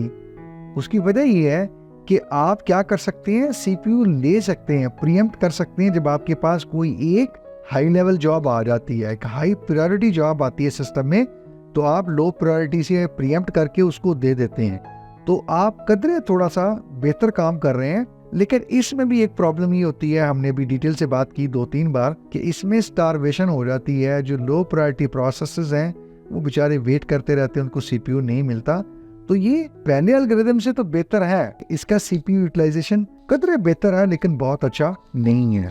जो हमारा तीसरा एल्गोरिदम यहाँ पे मेंशन है वो मल्टी लेवल क्यू है, तो उसका जो सीपीयू यूटिलाइजेशन है वो या एफिशिएंसी है वो इन दोनों से बेहतर है। हमने कहा कि हम उसमें रेडी क्यू में से प्रोसेसेस लेके मल्टीपल क्यूज अपने पास बना लेता है ये एल्गोरिदम। इस स्टारवेशन या लॉन्ग ब्लॉकिंग या लॉन्ग डिलेट की जो सिचुएशन है इसको खत्म कर देता है, और डिफरेंट क्यूज हैं वो अपने डिफरेंट स्केड्यूलिंग एल्गोरिदम यूज करती हैं या उसके अंडरलाइन वो चलाती हैं, और यूं सीपीयू की जो यूटिलाइजेशन है वो कदरे बहुत बेहतर हो जाती है। यानी ये क्या है, एक कदरे फ्लेक्सिबिलिटी है एज कम्पेयर टू प्रायोरिटी और as compare to first in first serve. तो हम कह सकते हैं कि अगर हमें इन गिवन 3 एल्गोरिदम्स में से सीपीयू यूटिलाइजेशन की बेस के ऊपर अगर इनको लो टू हाई सॉर्ट करना या अरेंज करना हो तो हम इन 3 पे इस तरह से सॉर्ट कर सकते हैं, और अगर हाई टू लो कहा जाए तो आप इनकी ऑर्डर जो है वो रिवर्स कर सकते हैं। यानी सबसे अच्छा क्या है, multi level Q from the given, second number पे क्या प्रायोरिटी, और जो पुअर है या इनएफिशिएंट है वो क्या हो जाएगा फिर हमारा फर्स्ट, यानी तरतीब क्या हो जाएगी, उल्ट हो जाएगी। तो क्वेश्चन में देखा करें कि ऑर्डर क्या दिया हुआ और किस तरतीब से आपको उन्हें सॉर्ट करना होगा। क्वेश्चन नंबर 38 है several queues can be used in multi level feedback queue scheduling. अच्छा, ये मल्टी लेवल क्यू नहीं है बल्कि ये मल्टी लेवल फीडबैक क्यू है। थोड़ा सा जरा इनको डिफरेंशिएट आपने करना है। You need to identify any 3 queues you can use in a multi level feedback queue scheduling. यानी हमें पता है कि मल्टी लेवल क्यूज और मल्टी लेवल फीडबैक क्यूज दोनों का तकरीबन काम कुछ सिमिलर ही है। ये दोनों क्या करते हैं, रेडी क्यू को पार्टीशन कर लेते हैं, दूसरे लफ्जों में 3-4 डिफरेंट क्यूज बना लेते हैं, और रेडी क्यू में अगर 10 प्रोसेस पड़े हुए हैं तो डिफरेंट फैक्टर्स कंसीडर करके उनको रिस्पेक्टिव क्यू में डालते जाएंगे। अब ये जो 3-4 क्यूज बनाते हैं उन क्यूज के लिए ये कौन से स्केड्यूलिंग यूज कर सकते हैं ये पूछा गया। तो उनमें जो सबसे कॉमन पहली क्यू होती है वो या हो सकती है वो हमारी राउंड रॉबिन स्केड्यूलिंग यूज कर सकती है या करती है। और कहा जाता है कि आम तौर पर मल्टी लेवल फीडबैक क्यूज में जो सबसे लोअर लेवल की क्यू होती है ना या लोअर लेवल होता है उसमें ये राउंड रॉबिन यूज किया जाता है। और हमें पता है कि राउंड रॉबिन टाइम क्वांटम यानी फिक्स टाइम एलोकेट करता है in the queue to each process. तो ये एक फेयर डिस्ट्रीब्यूशन है रिसोर्सेज की सारे प्रोसेसेस के लिए, और जब क्वांटम एक्सपायर होता है तो फिर अगले प्रोसेस को रिसोर्सेज मिलते हैं और इसी तरतीब से, और ये फिर साइक्लिक अप्रोच चलती रहती है। तो ये मल्टी लेवल फीडबैक क्यू में जो लोएस्ट लेवल होगा वहां पे राउंड रॉबिन क्यू यूज की जा सकती है, या उस क्यू में जो लोअर लेवल पे होगी सबसे उसमें राउंड रॉबिन स्केड्यूलिंग यूज की जा सकती है। नंबर 2 पे आप कह सकते हैं कि जो उससे हायर लेवल की क्यू होगी उसमें शॉर्टेस्ट जॉब फर्स्ट ये आप यूज कर सकते हैं, और इस सूरत में आप अपना जो क्यू के अंदर प्रोसेसेस हैं उनका एवरेज वेट टाइम भी कम कर सकते हैं या ऑप्टिमाइज कर सकते हैं। और थर्ड जो कॉमन टाइप की स्केड्यूलिंग एल्गोरिदम है जो मल्टी लेवल फीडबैक की क्यूज में यूज हो सकती है, जो हायर प्रायोरिटी प्रोसेसेस के लिए यूज की जा सकती है, वो प्रायोरिटी क्यूज होती हैं। एक सूरत ये हो सकता है कि प्रायोरिटी क्यूज में अगर 2 प्रोसेसेस सेम प्रायोरिटी के आ गए हैं तब क्या किया जाए, तब तो टाई हो जाएगा ना। तो आप ये कह लीजिए कि जिस टाइम फ्रैक्शन पे पहला प्रोसेस एंटर हुआ है तो उसको फिर दिया जाएगा सीपीयू अगर 2 प्रोसेसेस की प्रायोरिटी सेम आ जाती है। तो मल्टी लेवल फीडबैक क्यूज में जो 3 तरह की क्यूज में जो स्केड्यूलिंग एल्गोरिदम यूज किए जा सकते हैं वो हमने देख लिया है, round robin, shortest job first और priority cues. Question number 39. What will happen if exit is called instead of pthread_exit in a multi-thread system? ये क्वेश्चन भी थोड़ा सा कुछ मिलता जुलता है जो अभी हमने इससे पहले बात की कि एक प्रोसेस एग्जिट कॉल करता है तो जो बाकी थ्रेड्स हैं उस प्रोसेस के जो अभी एग्जीक्यूट हो रहे हैं उनके साथ कुछ क्या सिलसिला होगा, कुछ कदरे थोड़ी सी बात उसके करीब करीब है। तो अगर एक मल्टी थ्रेड सिस्टम में एग्जिट की कॉल हो गई है बजाय कि pthread_exit कॉल किया जाता, तो ऐसी सूरत में कॉन्सिक्वेंसेस क्या हो सकते हैं जी, जो बाकी सारे थ्रेड हैं वो क्या हो जाएंगे, टर्मिनेट हो जाएंगे। यानी ऐसा नहीं है कि जो थ्रेड एग्जिट कॉल कर रहा है सिर्फ वही एग्जिट हो, नहीं, एक भी थ्रेड ने अगर एग्जिट कॉल कर दिया और उस प्रोसेस में 4 थ्रेड थे, वो चारों एग्जीक्यूट हो रहे थे, तो बाकी 3 भी क्या हो जाएंगे, टर्मिनेट हो जाएंगे। नंबर 2, ऐसी सूरत में जब एग्जिट कॉल होगी, इससे पहले भी हमने एक क्वेश्चन में देखा, वो चूंकि कॉन्टेक्स्ट कदर थोड़ा सा डिफरेंट था, बट आप समझ लीजिए कुछ मिलती जुलती चीज है। एग्जिट कॉल हुई तो क्या हुआ, ऑपरेटिंग सिस्टम ने एक प्रोसेस से रिलेटेड जितने थ्रेड से उन सबको, चूंकि सेम मेमोरी स्पेस ऑक्यूपाई कर रहे हैं, तो ऑपरेटिंग सिस्टम ने क्या किया, एग्जिट कॉल होने के बाद उस जगह पे हाउसकीपिंग क्लीन अप के ऑपरेशन जो है वो शुरू कर दिए और पूरे प्रोसेस को उसने क्या कर दिया, एग्जिट कर दिया सिस्टम से। और थर्ड, आप ये समझ सकते हैं, वो रिसोर्सेज जो बाकी थ्रेड्स को एलोकेट किए हुए थे, जिन्होंने प्रॉपरली एग्जीक्यूट होना था, एग्जिट की कॉल की वजह से जो थ्रेड जिन्होंने बेचारों ने भी काम करना था, किसी और भाई ने, किसी और थ्रेड सिबलिंग ने वो कॉल कर दी एग्जिट की, लिहाजा क्या हुआ, इनको सबको भी फोर्सफुली टर्मिनेट करवा दिया गया, क्योंकि एक प्रोसेस से ये सारे बिलोंग करते थे और एक प्रोसेस के अगर एक थ्रेड ने एग्जिट कॉल किया है तो सारे थ्रेड्स को, सिबलिंग थ्रेड्स को फिर फोर्सफुली टर्मिनेट करवाया हुआ इसने। और हाउसकीपिंग की और रिसोर्सेज जो है वो जो ऑक्यूपाइड थे बाकी थ्रेड्स और उन पे काम कर रहे थे, वो प्रॉपर फिर रिलीज नहीं हुए, वो इनकंसिस्टेंट स्टेट में जा सकते हैं, रिसोर्स लीकेज का इशू हो सकता है। तो पॉसिबली भी ये 3 सिचुएशंस हो सकती हैं इन केस के अगर P thread underscore exit call नहीं होती, एग्जिट कॉल भेजी जाती है या इशू की जाती है किसी भी थ्रेड से, तो these could be the possible happenings और consequences. And finally, we have a question number 40. What are the 3 standard descriptors in Unix Linux? तो ये डिस्क्रिप्टर हमने 2 तो पढ़े थे लास्ट टाइम, तीसरा भी आज देख लेते हैं कि हमारे पास 3 डिस्क्रिप्टर्स होते हैं आमतौर पर। एक इनपुट के लिए होता है, एक हमारे पास आउटपुट के लिए होता है और तीसरा जो है वो एरर के लिए होता है। यानी हम इनपुट करते हैं, रीड करते हैं कीबोर्ड से आमतौर पे, यही हम कहते हैं। हम आउटपुट करते हैं कुछ डिस्प्ले के ऊपर, मॉनिटर के ऊपर, यानी डिस्प्ले स्क्रीन के ऊपर, और कुछ एरर अगर आप हमें फेस करते हैं तो जो एरर का हमारा डिस्क्रिप्टर है ये भी बेसिकली कुछ स्क्रीन पे लिखने के लिए, स्क्रीन पे राइट करने के लिए ये यूज होता है। तो ये 3 तरह के डिस्क्रिप्टर्स हैं और ये जिन स्टैंडर्ड फाइल्स के साथ अटैच होते हैं, तो हमारे पास इनपुट की स्टैंडर्ड फाइल होती है, आउटपुट की होती है और फिर एरर की होती है। इनपुट के लिए हमारे पास स्टैंडर्ड डिस्क्रिप्टर या फाइल डिस्क्रिप्टर क्या होता है, 0। हमारे पास आउटपुट के लिए या राइट के लिए स्टैंडर्ड डिस्क्रिप्टर या फाइल डिस्क्रिप्टर क्या होता है, 1, और एरर के लिए क्या होता है, 2। तो स्टैंडर्ड डिवाइस हमारे पास क्या होती है जी, हमने इनपुट रीड किससे करते हैं, कीबोर्ड से करते हैं, और आउटपुट हम किस पे करते हैं, डिस्प्ले स्क्रीन के ऊपर। जो भी कुछ हम काम करते हैं, जो भी रिजल्ट हमारी किसी भी इंस्ट्रक्शन या कमांड या सिस्टम कॉल का आता है। और थर्ड, अगर कोई एरर इनकर होता है या एरर ऑब्जर्व होता है, एक्सपीरियंस होता है, तो वो भी हम कहाँ डिस्प्ले करते हैं, अपनी स्क्रीन के ऊपर। ये 3 स्टैंडर्ड डिस्क्रिप्टर्स हैं यूनिक्स के अंदर, इनपुट के लिए, आउटपुट के लिए और फिर एरर के लिए। तो यूँ हमारे यहाँ पे 40 क्वेश्चन जो है वो कंप्लीट हुए हैं। ये क्वेश्चंस लास्ट कुछ सालों के पेपर्स में 12 पूछे जाते रहे हैं, तो 40 questions are more than enough. इंशाल्लाह अगर आप ये सारे करके जाएंगे तो इत्मीनान रखिएगा कि आपका पेपर बहुत अच्छा हो जाएगा।